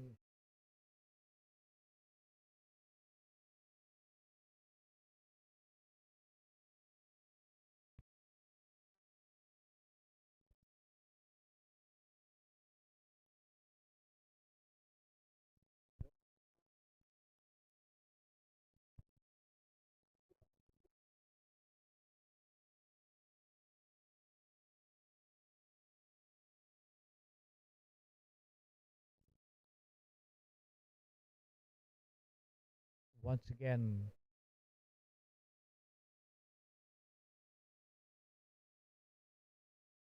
Sagar from the far end. Once again, cut away nicely towards backward point and chance for a run out there, but Yoshuna gets back into his crease in time as the throw comes in.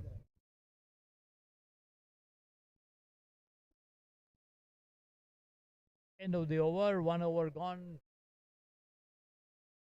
1 run on the board. 190 more to go.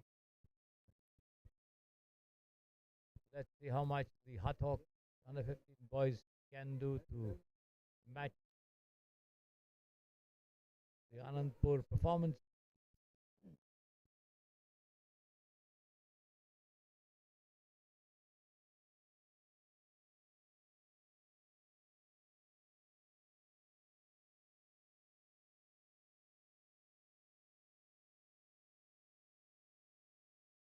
And it's going to be Yara Varun Kumar Naik to bowl the first over from the pavilion end. Quite a long run up for this youngster. Right arm over the wicket.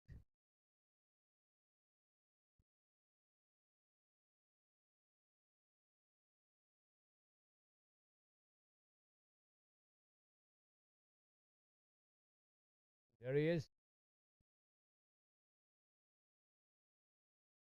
Short pitch delivery turned away past mid on, and that's 4 runs. The ball gently rolling past Peter there as the batsman plays almost a cross parity shot. 4 runs all the same. There you see it.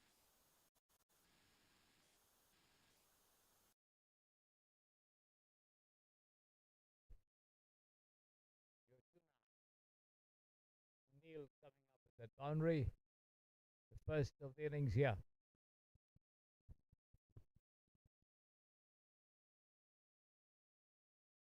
been dug out of the block hole and punched down into the covers, but straight to the fielder there. Looks like the Solar Thar was Tunkari there in the covers. No run.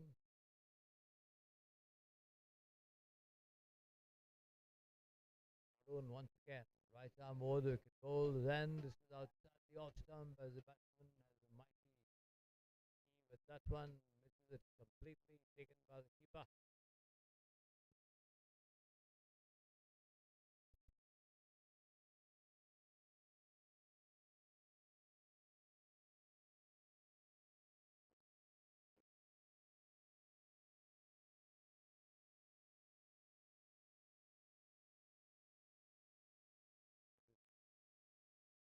Delivery swung away down towards deep backward square leg for 4 runs. Picked up very well on the rise. Yoshuna connected nicely. Well timed full shot. Ball streaming through the ropes for 4 runs.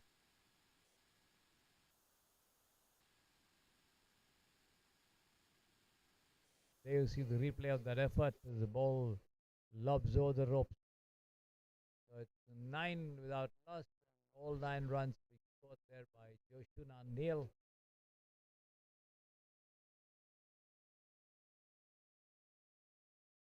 Let's see what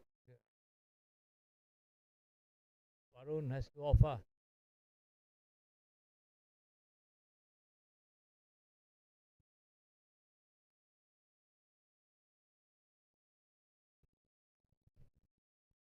Slightly short pitch delivery, cut away nicely. This is going to be 4 runs again, I think. Yes, to the deep backward point boundary this time. Off his back foot, got an outer edge, and the ball raced away between the two fielders there. Shot third man and point to the deep backward point boundary. 4 runs again. 13 lost. Varun for the last time in this over. Ball shot pitch, rising delivery, pushed away down to point, and again a bit of a misfielding there, giving the batsman the opportunity to cross over for a single. They take it comfortably. Up to 14 for no loss. End of the over. 2 overs gone. 14 without loss. Oh, thank you, sir.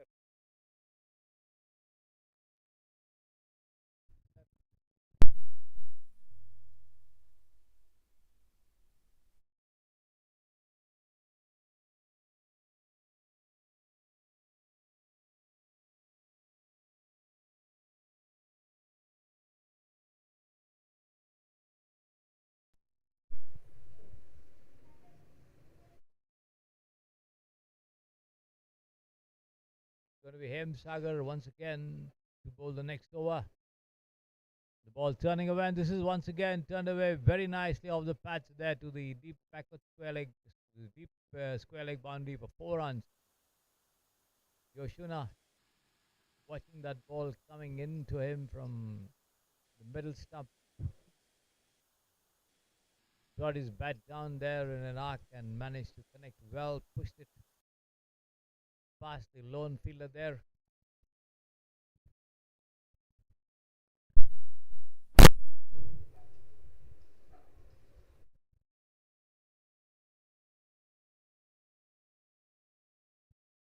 Four more to the total, 18 without loss. Once again, outside the leg stump as the batsman swings, misses. Wide called by the umpire.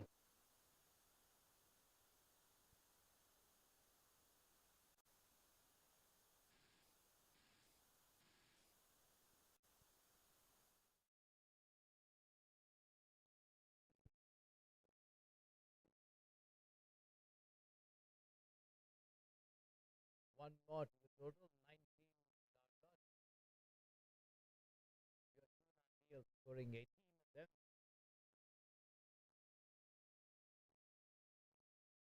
Hem Sagar again, right arm over the wicket from the far end bowls. This has been played square of the wicket, but straight to the fielder at point. No question of a run over there.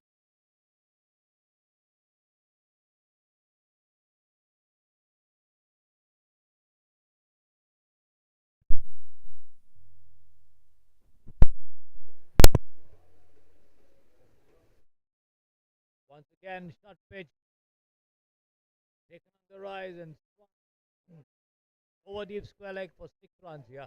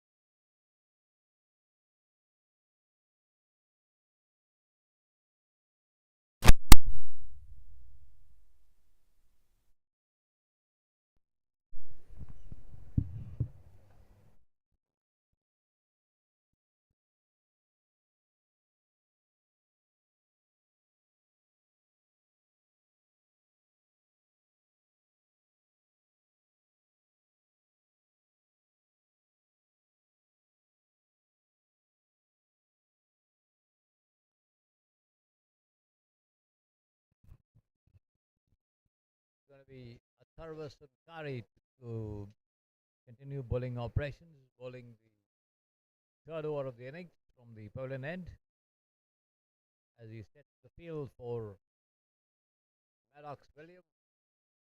Got only 4 deliveries to face, and let's see how much he can do to catch up with his partner, Joshuna.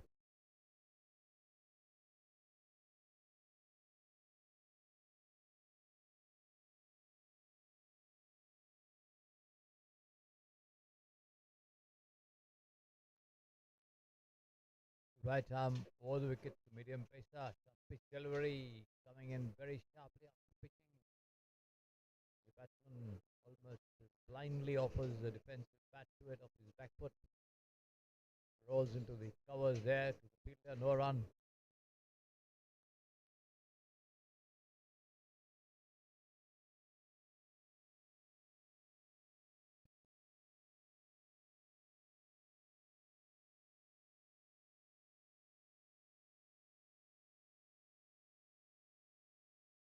This one outside the off stump, he drives. Ball takes the thick bottom edge of the bat and races behind the stump. I think the wicketkeeper struck somewhere on his helmet.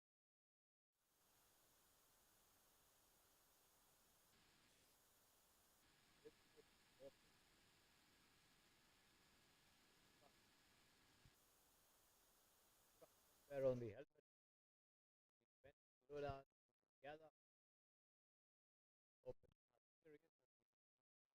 There on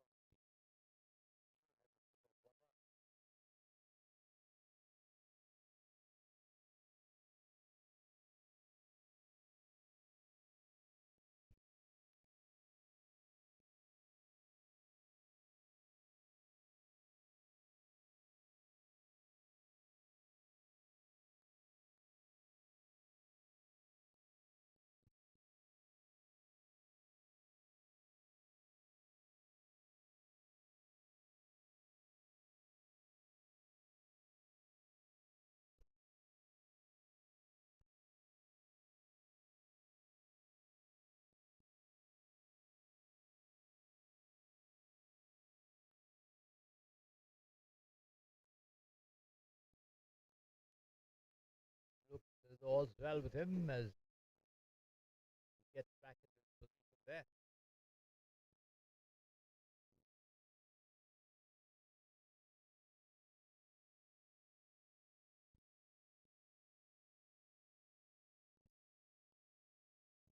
Ball back in the hands of Karva. Gets to complete a run in the two deliveries that he has bowled.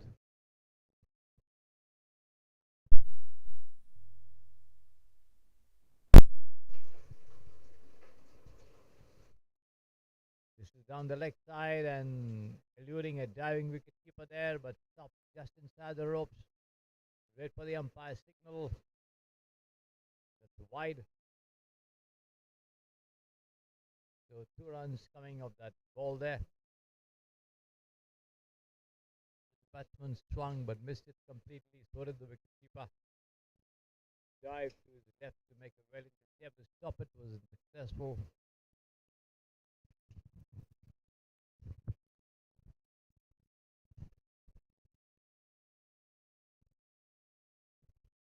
Lofted shot could be out, but then the ball just dropping behind the fielder on the covers there. Overthrows coming in, they take one, but bit of a misunderstanding between the two of them. They hesitate and then finally decide not to take it. 32 without loss.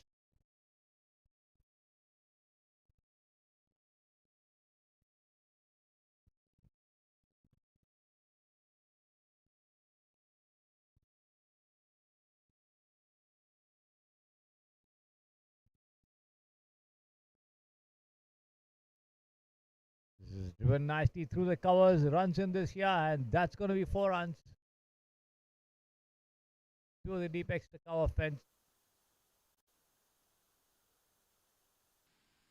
There you see a roughish shot there, but safely struck between the players.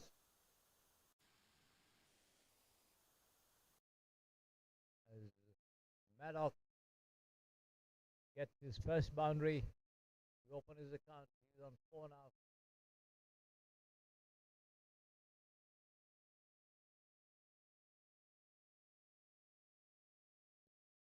Once again, hit on the pads outside the leg stump, I think, as he went for a drive on the onside. He rushed out of his crease as well, but then the ball missing the leg stump. No question of anything over there.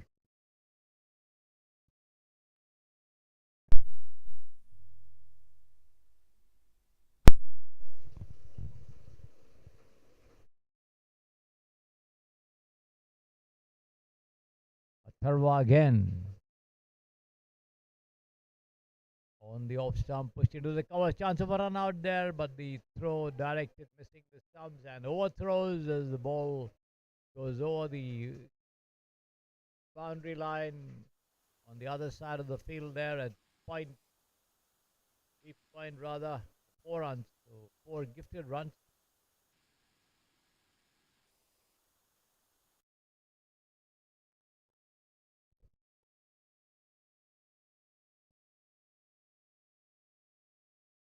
The total going up to 41 for no loss after 4 overs. 150 more exactly needed.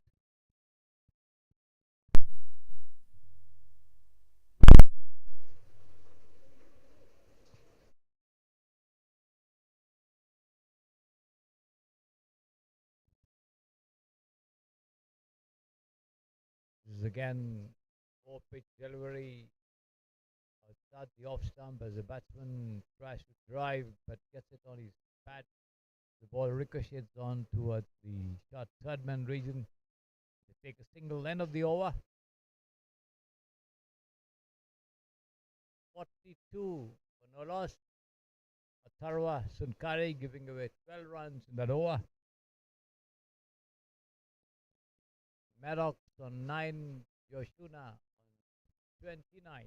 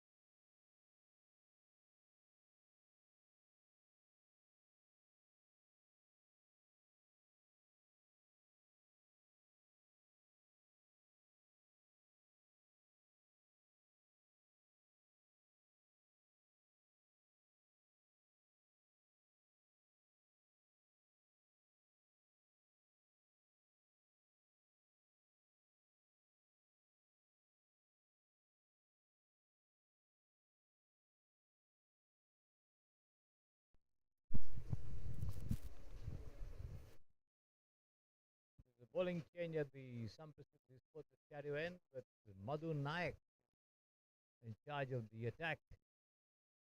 Longish bowling run up, right arm over the wicket, tough pitch delivery. I think the signal for a no ball, yes.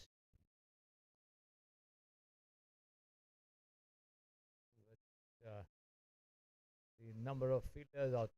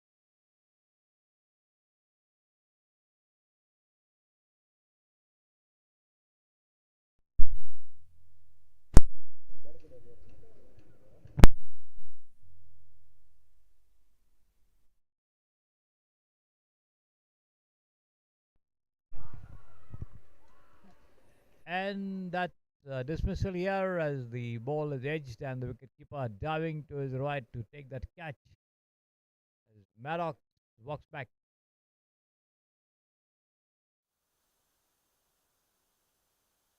The replay of that effort, that ball from Madhu Naik, edge, and wicketkeeper diving to his right to pull it off low down there.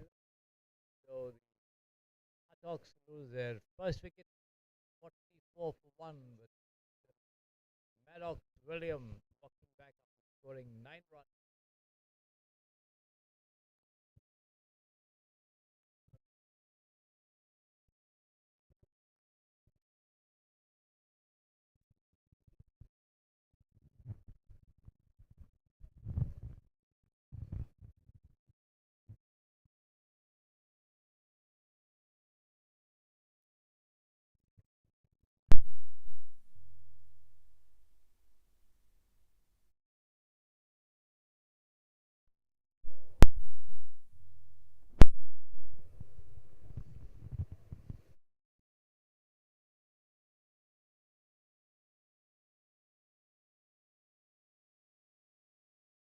So he's going to be now Landon to come and join his partner Joshuna at the wicket.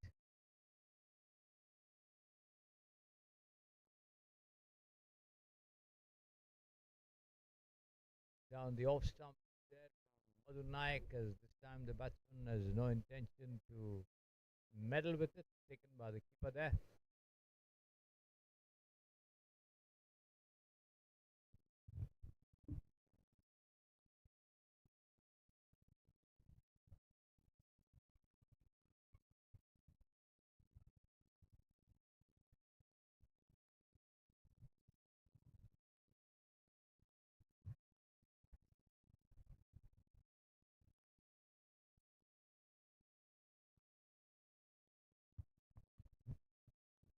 delivery sailing into the hands of the wicketkeeper outside the off stump as Noah not trying to meddle with it. End of the over. Madhu Naik, 1 wicket for 3 runs in the first over that he's bowled. Getting rid of Maddock, cut by his wicketkeeper. 45 for 1 after 5 overs. 15 more to go.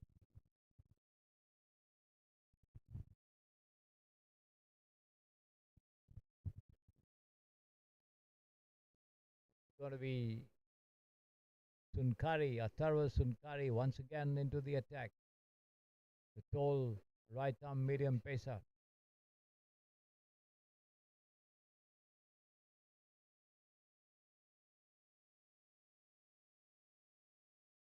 Uppish flick there to mid wicket, but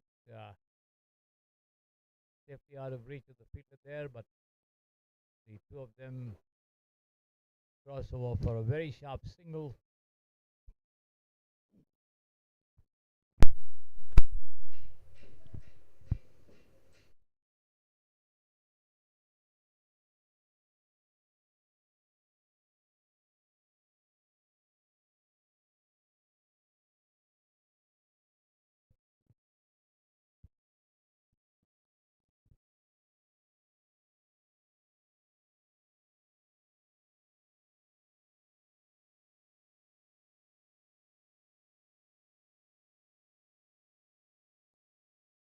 Time again, the ball ricocheting off the wicketkeeper's gloves there. Wide call by the umpire as the two of them cross over for another single.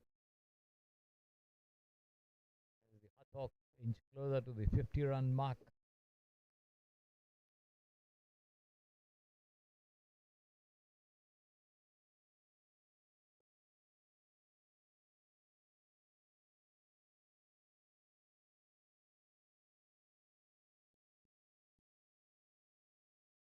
No run this time as the ball is played straight to the Peter on the covers there.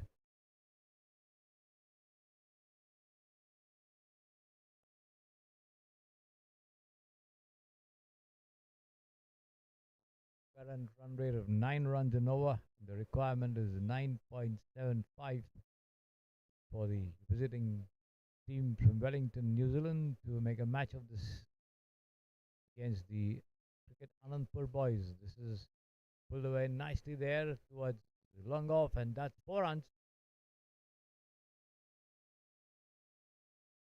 Managed to find the gap between the two of them there at extra cover and mid off. The ball races away to the long off fence for 4 runs.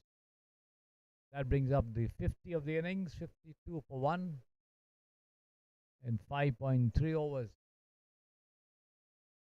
Yoshuna moving up to 35 from 23, doing most of the scoring.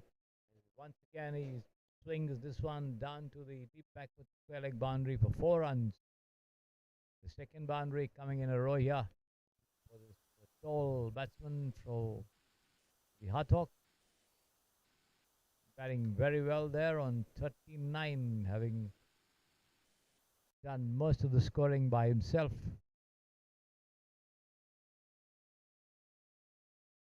Out of a total of 56.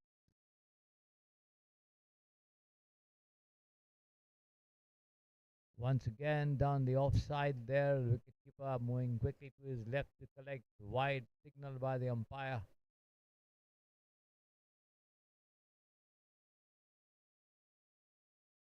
$57 for 1. 2 more to go in this over from Sunkari.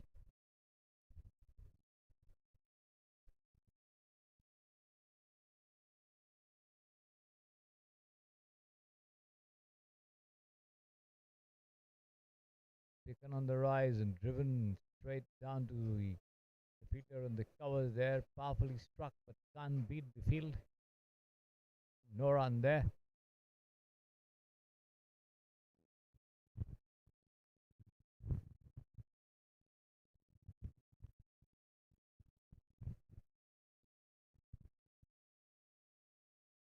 Last ball of this over coming up.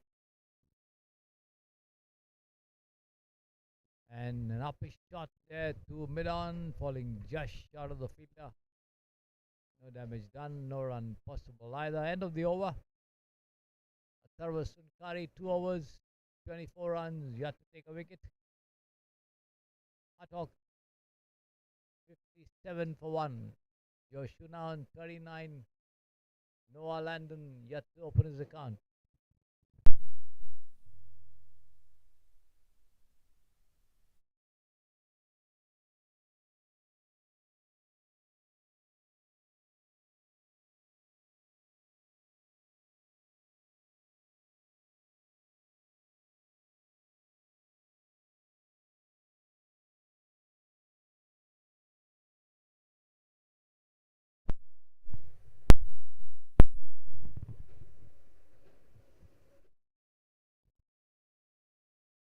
Dark clouds hovering above the venue and the light certainly becoming a lot dimmer than what it was some time ago. Of course, the venue equipped with floodlights, so nothing to worry about unless, of course, it starts to rain. Hopefully, the rain gods will stay away. 6 overs gone. Madhu Naik in charge of the operations once again from the far end. Sampasith is both the stereo end.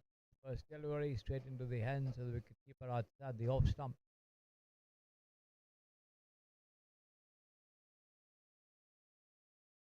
And again, Noah tries to drive, plays right over the ball there.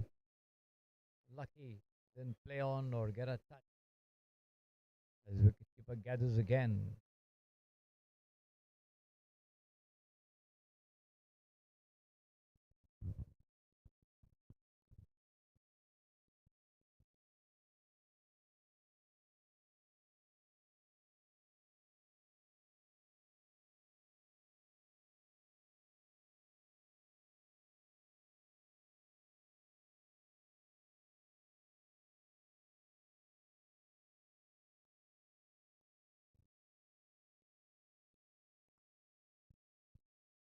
Tucked away to mid wicket, and before the throw comes in, they manage to take a single here.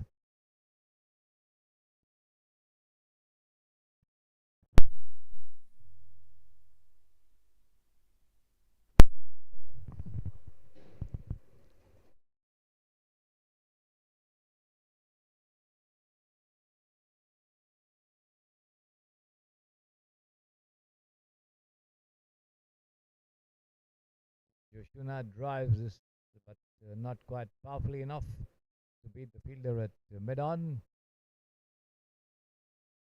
Picked up and returned back.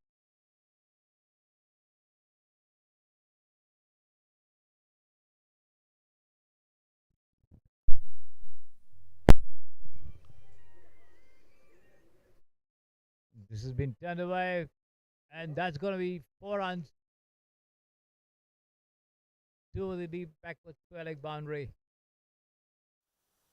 Wayward delivery, short pitch keeping low outside the leg stump as batsman connected well and swung his bat, timed it very well. No chance of anyone to cut it off. Yoshuna goes up to 43 from 28 and the score for 62 for 1. This is once again powerfully struck there past backward point. The ball ricochets off fielder there before it has been thrown in by the young Reddy into the hands of the wicketkeeper. They managed to take a single. End of the over from Madhu Naik. 2 overs, 9 runs, 1 wicket. 63 for 1 after 7 overs.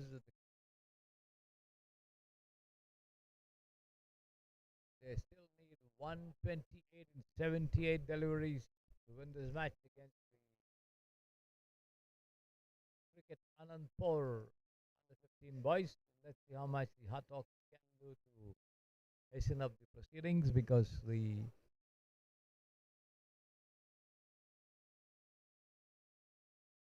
prospect of rain increasing over here. The light getting dimmer and dimmer by the minute. Dark clouds, of course, hovering above the venue ominously. In the meantime, there seems to be a bowling change here. But Paisani Prajwal, the youngster, coming up to take charge of the attack, tossing the ball around from hand to hand. There he is, all set. Right arm spinner. Short pitch delivery driven straight down to the long on region. In the meantime, no ball called by the umpire as well, I think. Yes, no ball.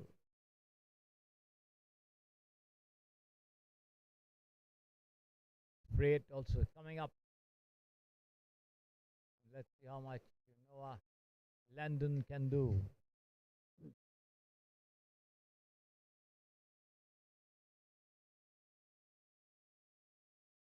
Well, toss up delivery, but then the batsman comes out of his crease and tries to drive.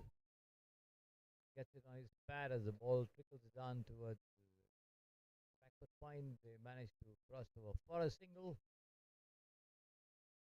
Just one run of that freight delivery. Better looking delivery from Baisani, but the batsman drives of the back foot to mid on.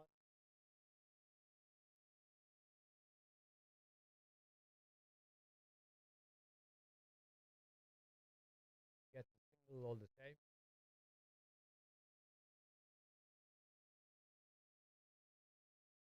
Outside the left stump, off stump rather. Push, push there down towards the point region, slightly falling out of reach of the fielder stationed over there. A single all the same. Down the leg side, wide called by the umpire.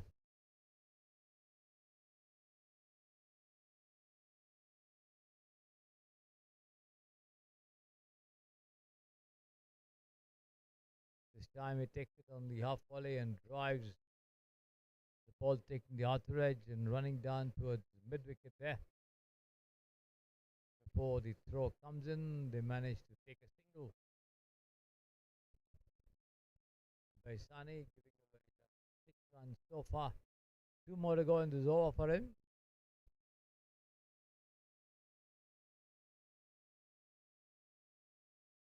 Well tossed up to the batsman, turning in from a share outside the off stump as he goes on his back foot and punches it into the point region straight to the fielder, though no run again.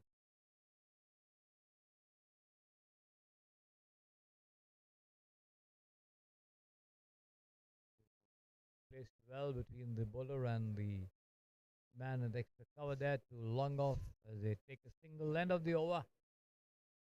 Baisani giving away 7 runs in the over. The total going up to 71. 1 after 8 overs.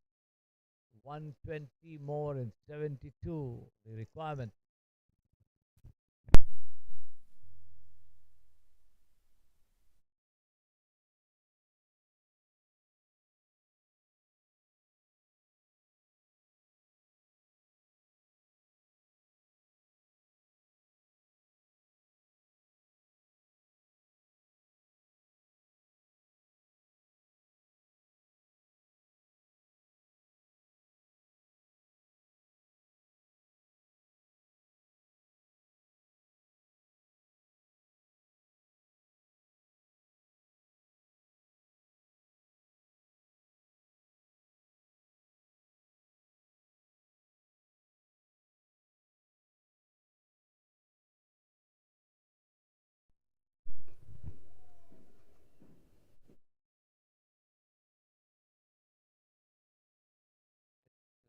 Yara Varun Kumar Nayak coming on to bowl the 9th over of the innings. The first ball has been pushed into mid on, no run there.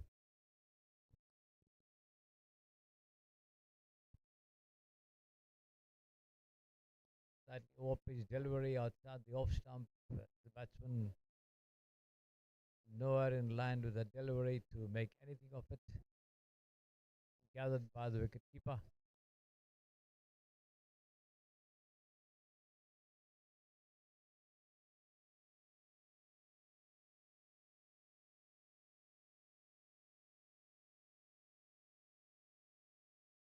This is pushed down to mid on, and the batsman takes off with the stroke for a very, very well shot signal there.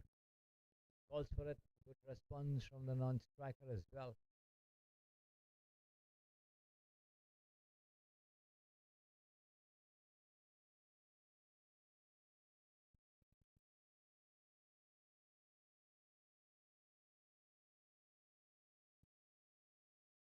$72 for 1.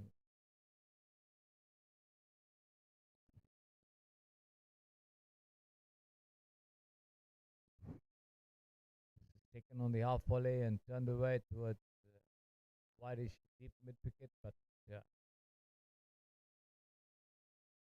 there's a fielder there in the deep who comes it, picks it up and throws it into the bowler, but not before the two can take a single. Yoshuna goes up to 48 from 33. Just cut away nicely there towards backward point of the front foot, but there's a fielder picking it up there on the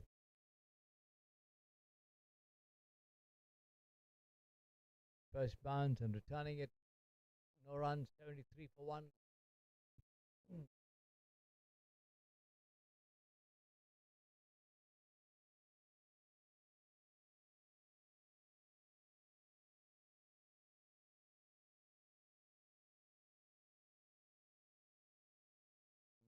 Takes this one to the rise and drives to take the cover and goes off for a single there with the stroke again. Good running between the two of them. End of the over from Varun Naik, none for 16 after 2 overs. 74 for 1, the Hutt. Yoshu now on 48, just too short of what should be a very, very well made 50. The clouds drifting away from the venue, above the venue here, and the light getting slightly brighter.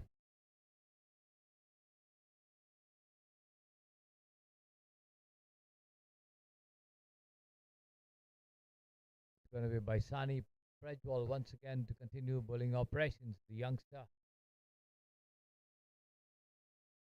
making slight adjustments in his field, wants fine leg to be moved a little squarer. On the off stump, pushed into covers, and again the two of them showing great understanding. Take off for a single with a stroke and make it as well.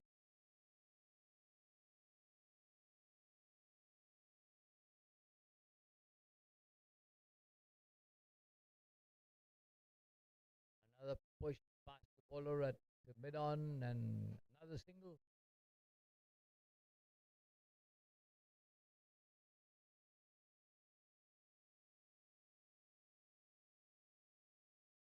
Yoshuna goes up to 49. This time Noah comes out of his crease and drives again straight too long off there. Another single. The total moving up in singles.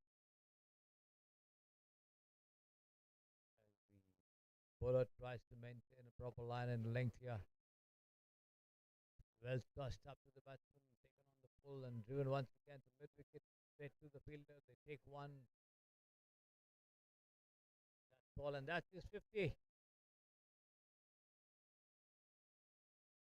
Yoshuna Neal scoring 50 runs of 35 deliveries. We saw 100 in the earlier innings from Danny, and now we see a 50 from Yoshuna, who's been batting really well. Noah goes on his back foot and pulls it away down to square leg. take one, and that's all they'll get there. Certainly, he's been batting very well. Opened the innings and managed to do most of the scoring for his team. They have 17-9 on board. That 50 is from the bat of Yoshuna. This one he tries to steer down towards the final leg area. Gets only a single end of the over by Sani Prajwal, 2 overs, 13 runs.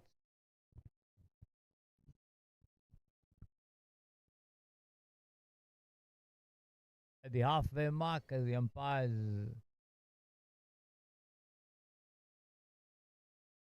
order a brief drinks interval for the batsmen and the fielders.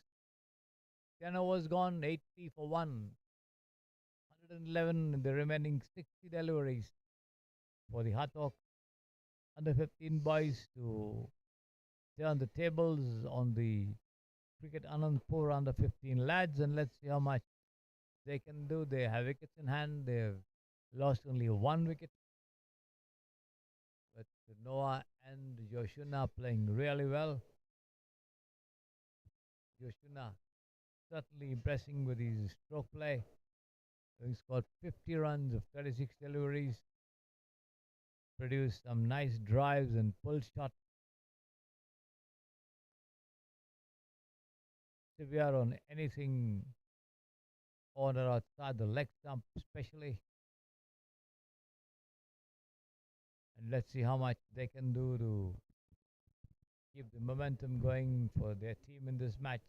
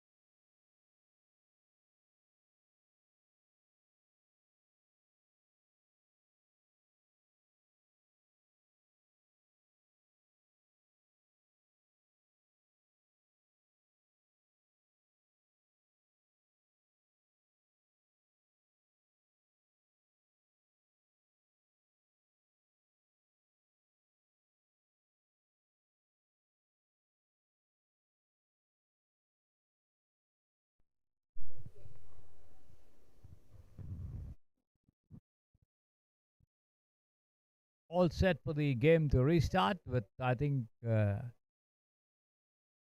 bowling change at the Samprasiddhi Sports Stadium end, with Ahil Raja coming in to take charge of the 11th over of the innings. On strike there, Joshua Neil from on 51 from 36. Outside the off stump, as Joshua flashes, taken by the keeper, a loud appeal for a catch behind, but the umpire unmoved.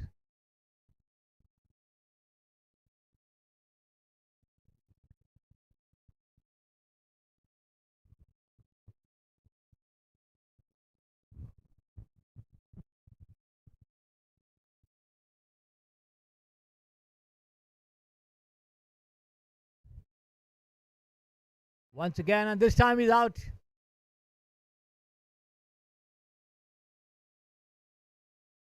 Pitched on a good length spot there. Ahil, as the batsman tried to drive outside the off stump, got a slight edge, and the wicketkeeper again picking it up. A loud appeal, and the umpire this time had no hesitation in lifting his finger up there as the visitors lose their second wicket. 80 for 2 now.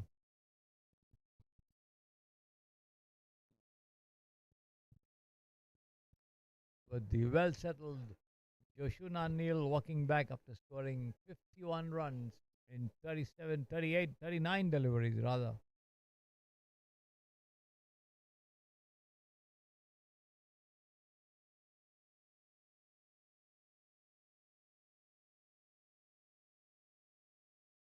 It's going to be Will Cooper joining Noah at the wicket. Will Cooper taking guard from the umpire there as he marks his crease to settle down.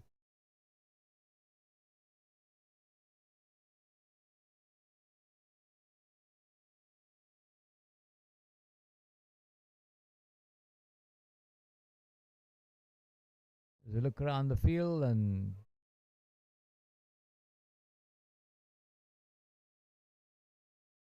comes out to drive on the rise back to the bowler on the offside there.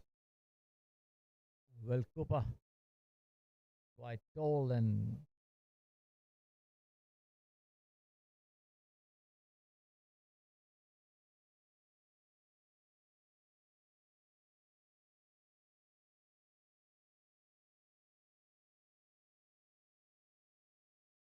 again Ahil coming up with a nice delivery, faster one, pitching on a good length spot and going straight through to the wicket keeper. Will Cooper coming forward to drive, not getting in line with the delivery. Lucky didn't get a touch, or he might have gone back just as Joshua did earlier on in the same over.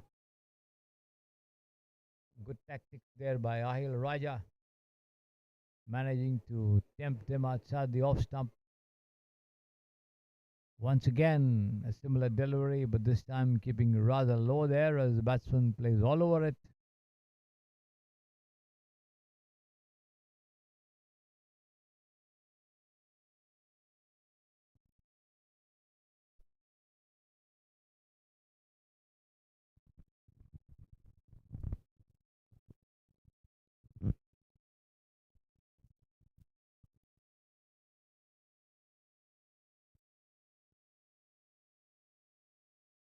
This time, the batsman is watchful of that delivery outside the off stump as he refuses to be tempted to go for that slash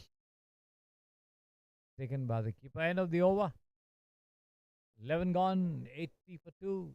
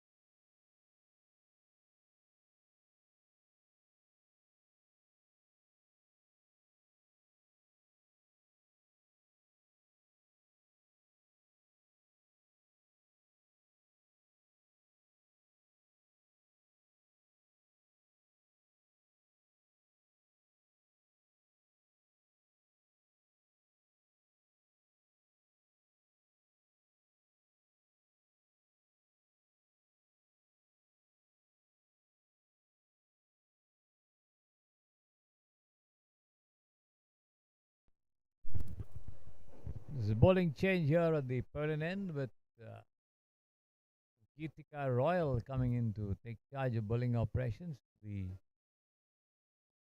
only women cricketer in action here among the two teams.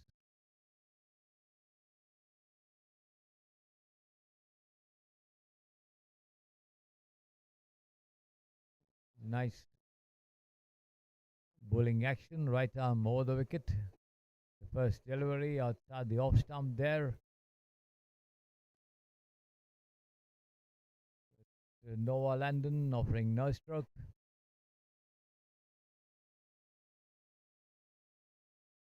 Once again, over pitch delivery faster of the pitching into the gloves of the wicketkeeper there.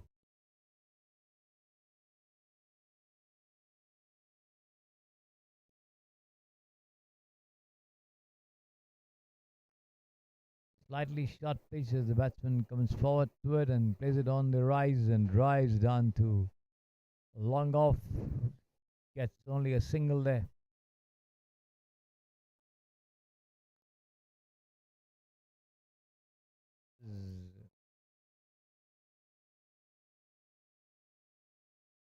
The total goes up to 81 for 2. Noah 9. Will Cooper, the new man, on strike there. Gitika bowls slightly over pitch delivery coming in after pitching. The batsman comes forward to it and takes it on the full and pushes it down into the covers there. No run.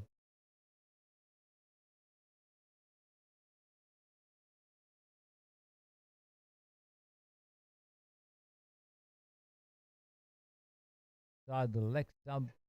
The batsman tries to turn it away, attempt to yoke the batsman there, hit on the low on the pads, but well outside the off stump, half-hearted appeal. Gets no reaction from the umpire. This time he tries to drive, but can't beat the fielder at point. End of the over. Just one run in that over from Gitika Royal. 81 for 2 after 12 overs. And 110 runs more in 48 deliveries. With the Hutt under 15 team needing some big hits to make a match of it. The current run rate dropping down to 6.75 and the requirement going up to 13.75. So the Ananthapur team certainly bowling and fielding very well, not giving away much here to stay very much in the match. In fact, they do have a good upper hand in this game so far. And let's see how much the visitors can do to snatch the initiative from them. It's going to be Ahil Raja, who got rid of Joshuna in his previous over, coming into bowl. Over pitched on the onside there, pushed into the mid wicket region, and before the Gitika could peel and return, they take a good single. Then the singles are not going to get them anywhere near the requirement of 191 to win this match. They will have to go for some big ones, and here it comes, but this time pulled away down to long on. There's a fielder there near the ropes. Again, another single for that effort.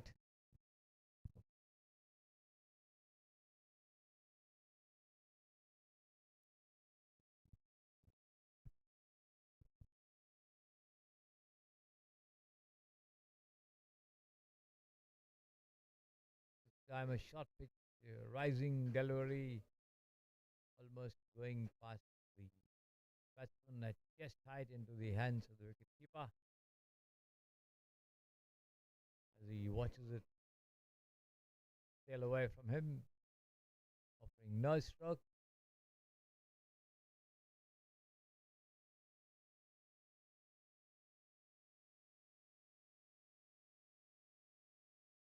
This is turned off his toes there towards square leg, but Gitika moving quickly to her right, picks it up and returns. In the meantime, they take a single. 84 for 2. Well, Cooper on 1 on strike now. Let's see what this new man can do.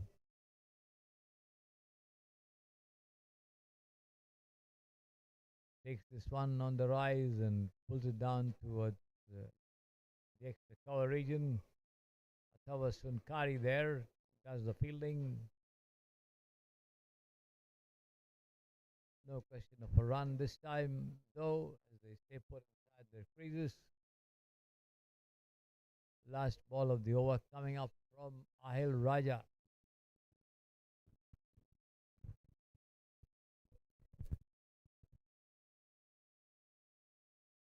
Poor pitch delivery on the middle and leg stump as the batsman tries to pull, only gets a faint edge,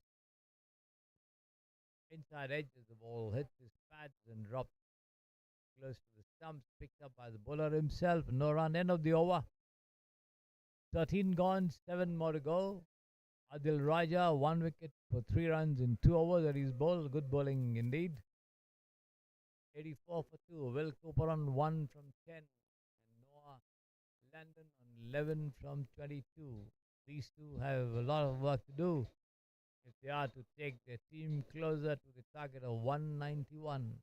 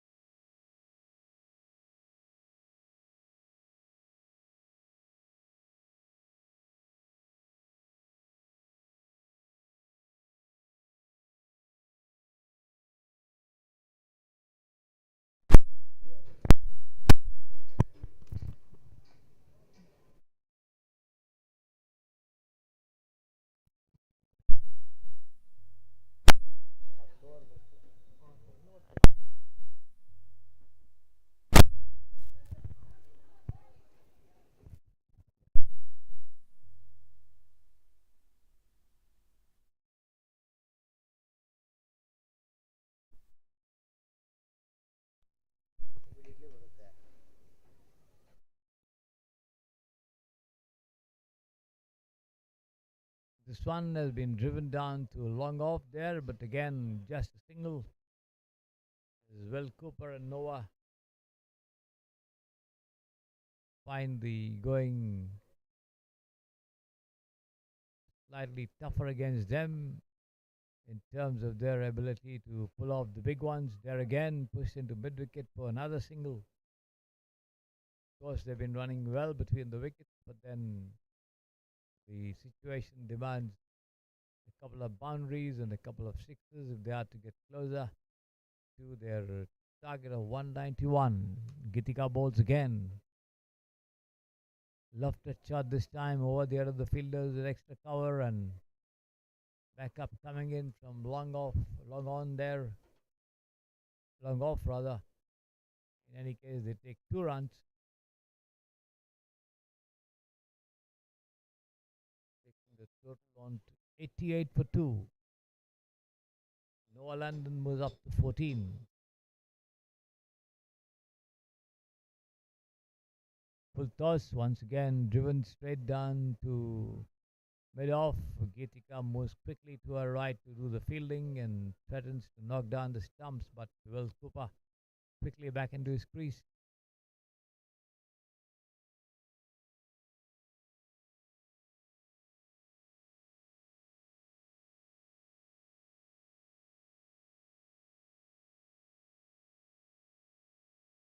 There was a chance to run out there, but then a bit of a misfielding resulting in it going a begging as the two of them cross over for a sharp single.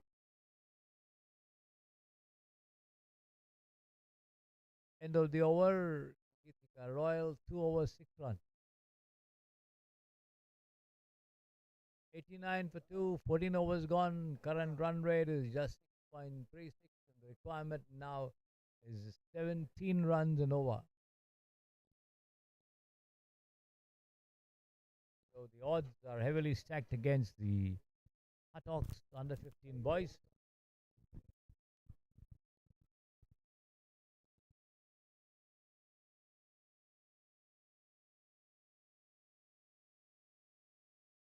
Ahel Raja once again back into the attack.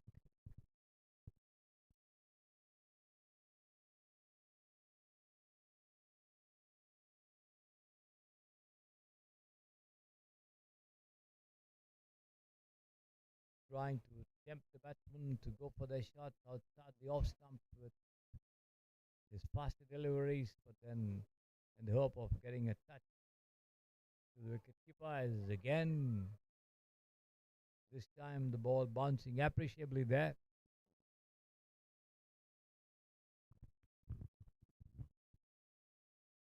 as Noah Landon rises to his height to dry, but beaten by the bounce as it sails into the hands of the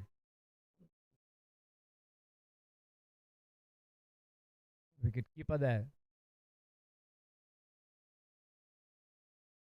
And a simple catch dropped there by Gitika Royal at mid wicket.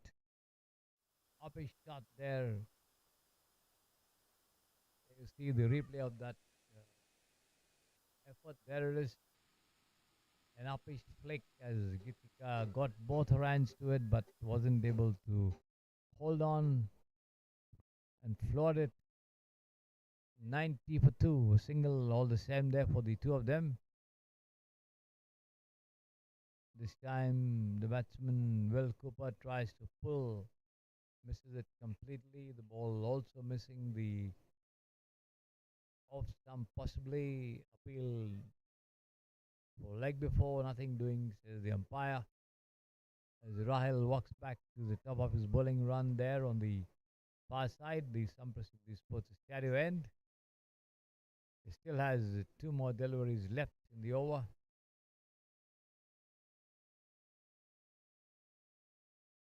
Again outside the off stump, wide called by the umpire as Will Cooper has a mighty splash at that one, misses it completely though. Not getting anywhere near the line, not moving his feet sufficiently enough to connect.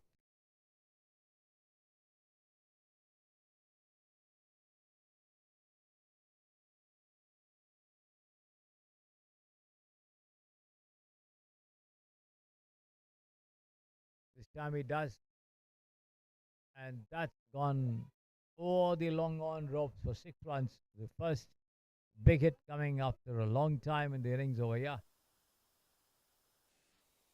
There you see it. Short pitch as the batsman came out of his crease and connected on the rise and managed to get it on the middle of the bat and just swung it over long on for 6 runs.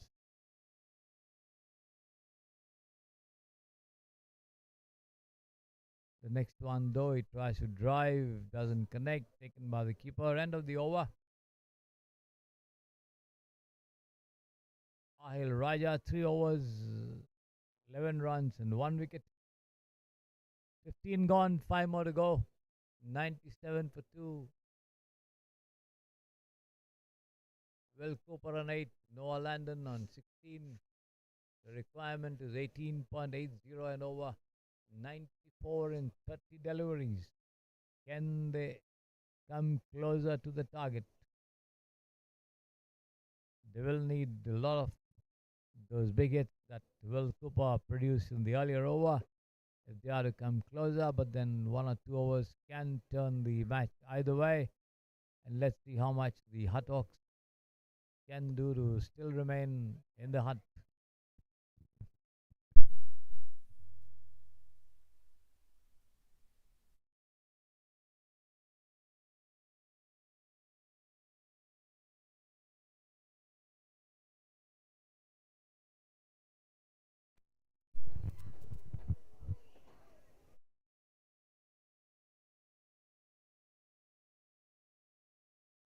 The young Nishant Sai being brought into the attack. There you see him on his crease there.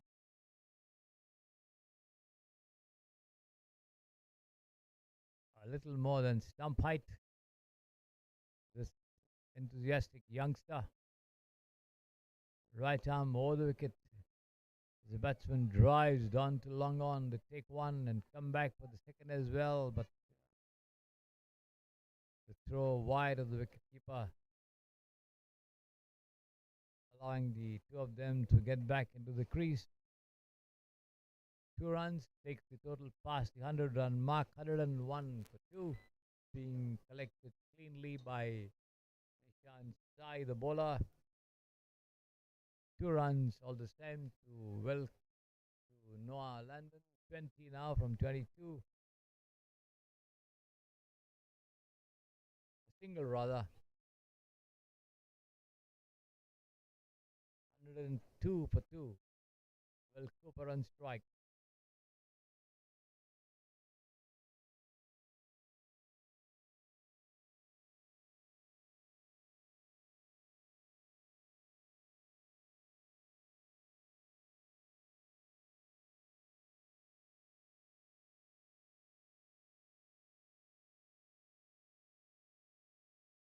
Flighted delivery taken on the rise and pulled away down to the deep square leg boundary for 4 runs by Will Cooper. There you see it.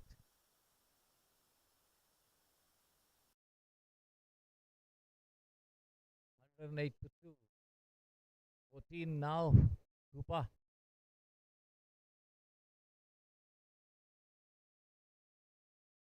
Once again pushes it down to mid off there to the vacant region.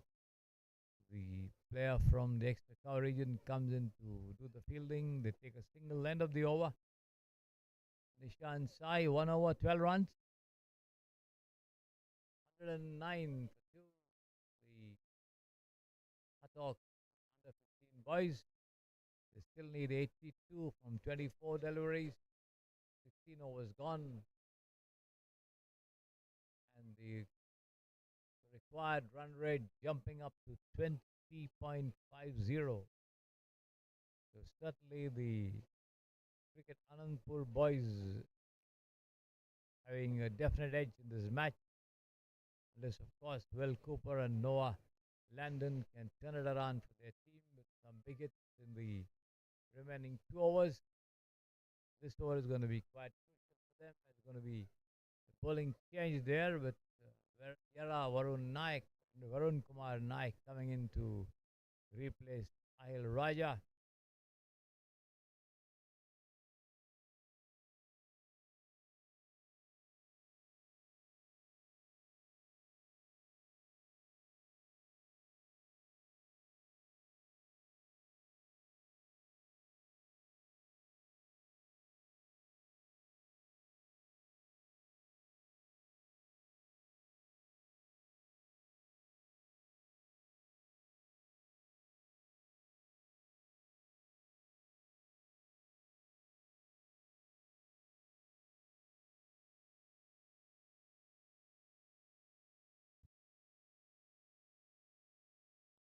Varun bowls, and this has been turned away past the fielder at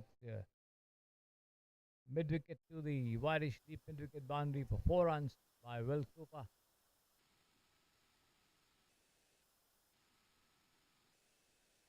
Uppishly struck, but struck clean and hard. The ball sails over the ropes on the second bounce for 4 runs.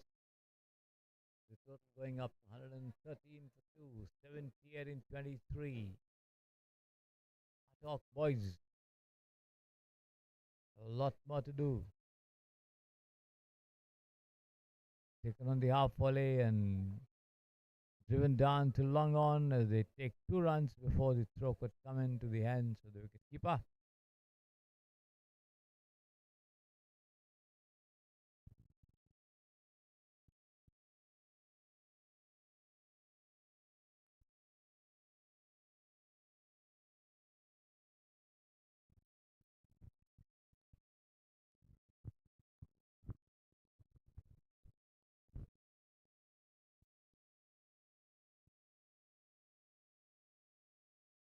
Short pitch delivery taken on the rise and once again pulled away down to long on, but this time Ahil Raja is there, I think, to cut it off.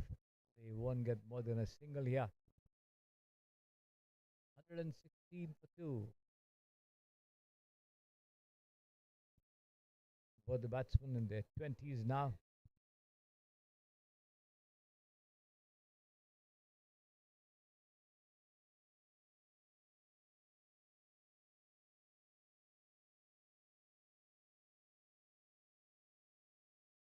And he's bowled him this time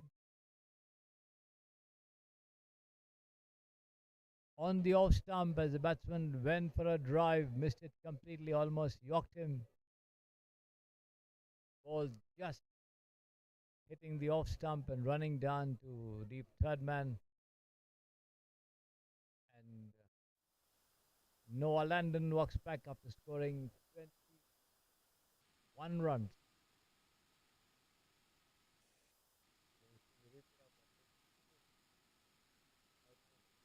Ball and played all over it. Noah had his off stump pegged back.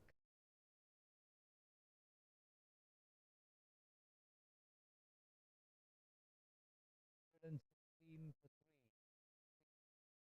3.96 the run rate at the moment for the visitors. Needs 75 more in 20 deliveries. The lights are on at the Sampras of the Sports Stadio.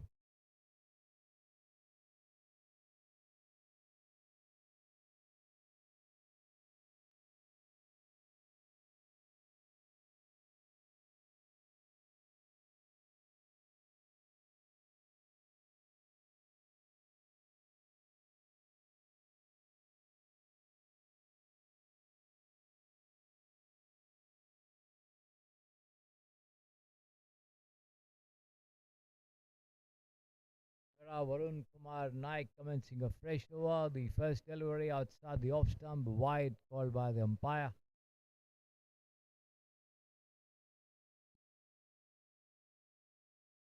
Papoy coming in to join Will Cooper at the wicket.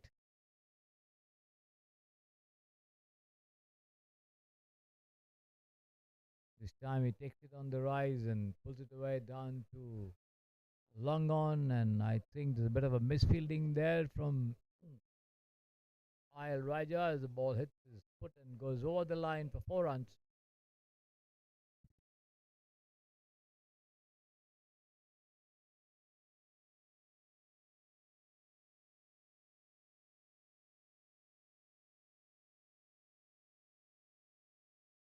$121 for 3 with that boundary.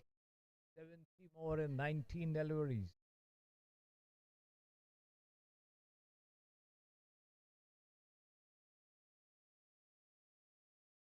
Tucked away down towards short square before the wicketkeeper could run in to do the fielding. They managed to scramble home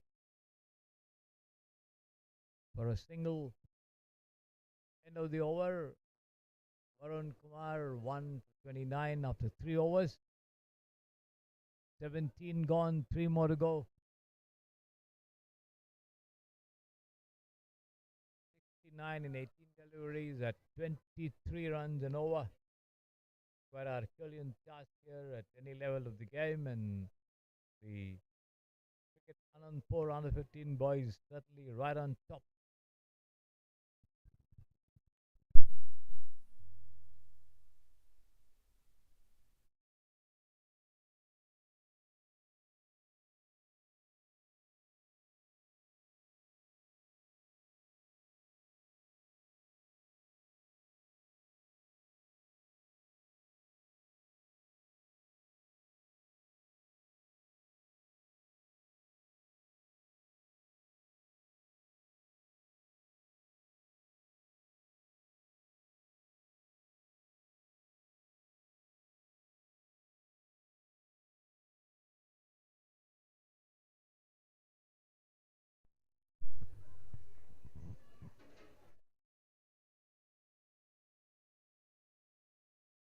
Once again, it's the young Nishant Sai coming in the bowl.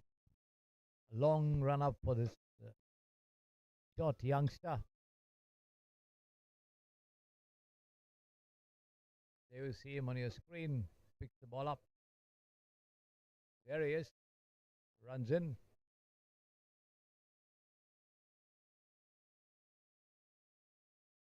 The batsman tries to drive, gets an outer edge, and the ball trickles down towards the point instead of the intended square leg area. Nevertheless, they cross over for a single. Rajul Reddy, rather, not Nishant Pai, in charge of the attack.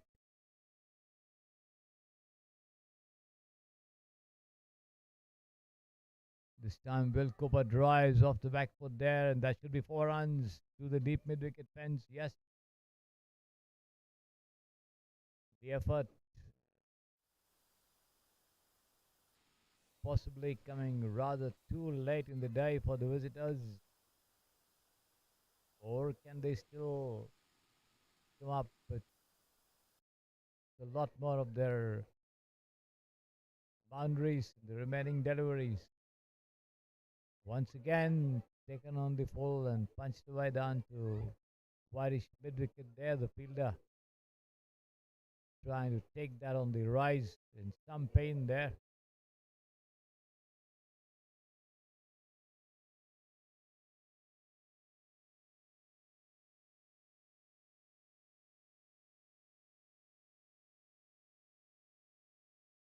Rajul Reddy once again playing a cross-batted shot there, turning that ball away from outside the off stump towards the Whitish deep mid-wicket region.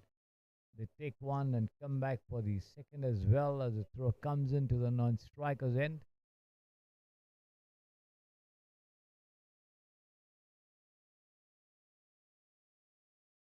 61 in 13. The Hutt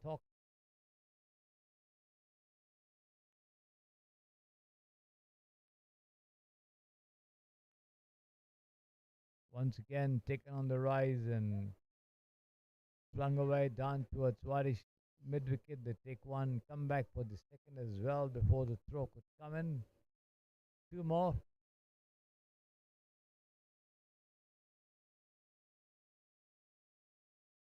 End of the over, 18 gone, 59 in 12. The requirement.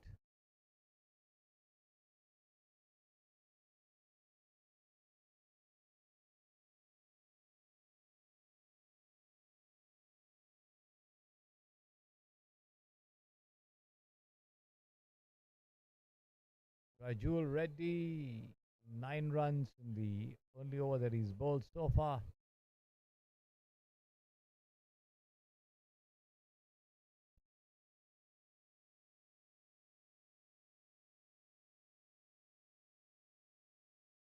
$132 for 3. The current run rate a mere 7.33.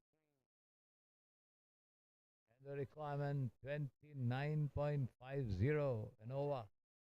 Will Cooper on 27 from 22. Pafoy, the new man, on 9 from 6.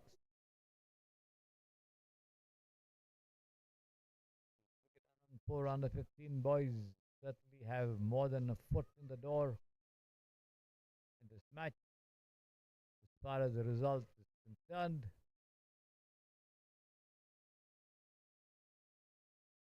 It's going to be Atharva Sunkari to bowl his third over, and the team's in 19th from the Stumpasith, the sport stereo end as he sets the field for him. He's got the wicketkeeper standing well behind the short third man. Let's start the off stump and wait for the umpire signal. They take one and come back for the second as well. Did he get a touch? Yes, he did get 2 runs to Will Cooper. Goes up to 29. As the ball raced away past the wicketkeeper to the deep third man area. A lofted shot this time towards long on. And that one goes through the hands of the fielder there.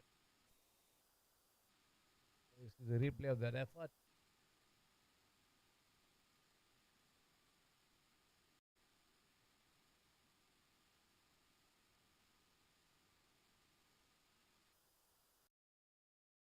Over his head there for 6 runs. And again, a lofted shot again over the fielder. Another 6, yeah. The two of them coming in a row as the Hutt boys still try to make a match of it. Will the effort come a little too late in the day for them? Will for run 41 from 26. There he is again, smashing it down to wideish extra cover there for 4 runs. So 6, 6, and a 4. 3 deliveries from Atharva Sunkari, Will Cooper.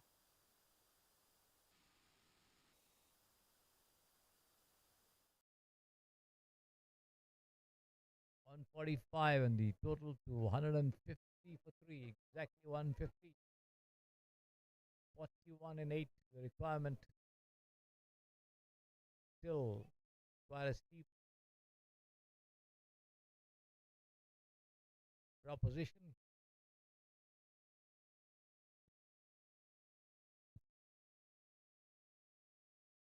As Sunkari decides to change his bowling end, now decides to come round the wicket to the attacking Will Cooper.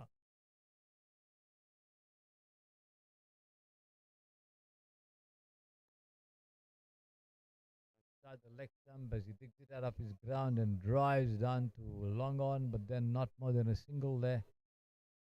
As Ahil Raja comes in to pick it up.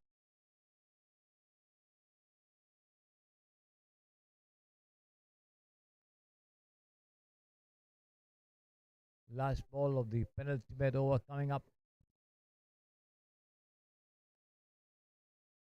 Once again, pushed down to long off there, and another single end of the over.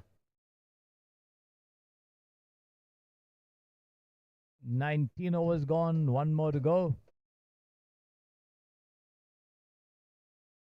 152 for 3, 39 runs of 6 deliveries. Unless there are a lot of extra deliveries and they come up with more than 6 sixes, there's no question of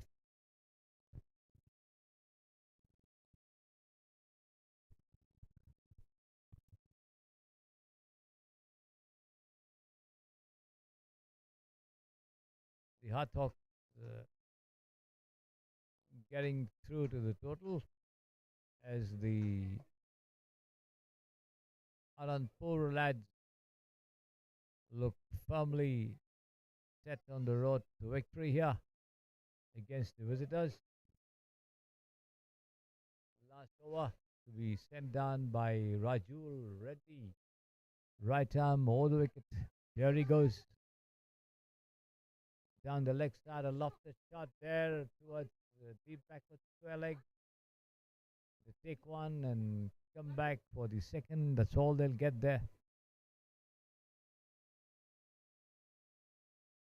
37 and 5.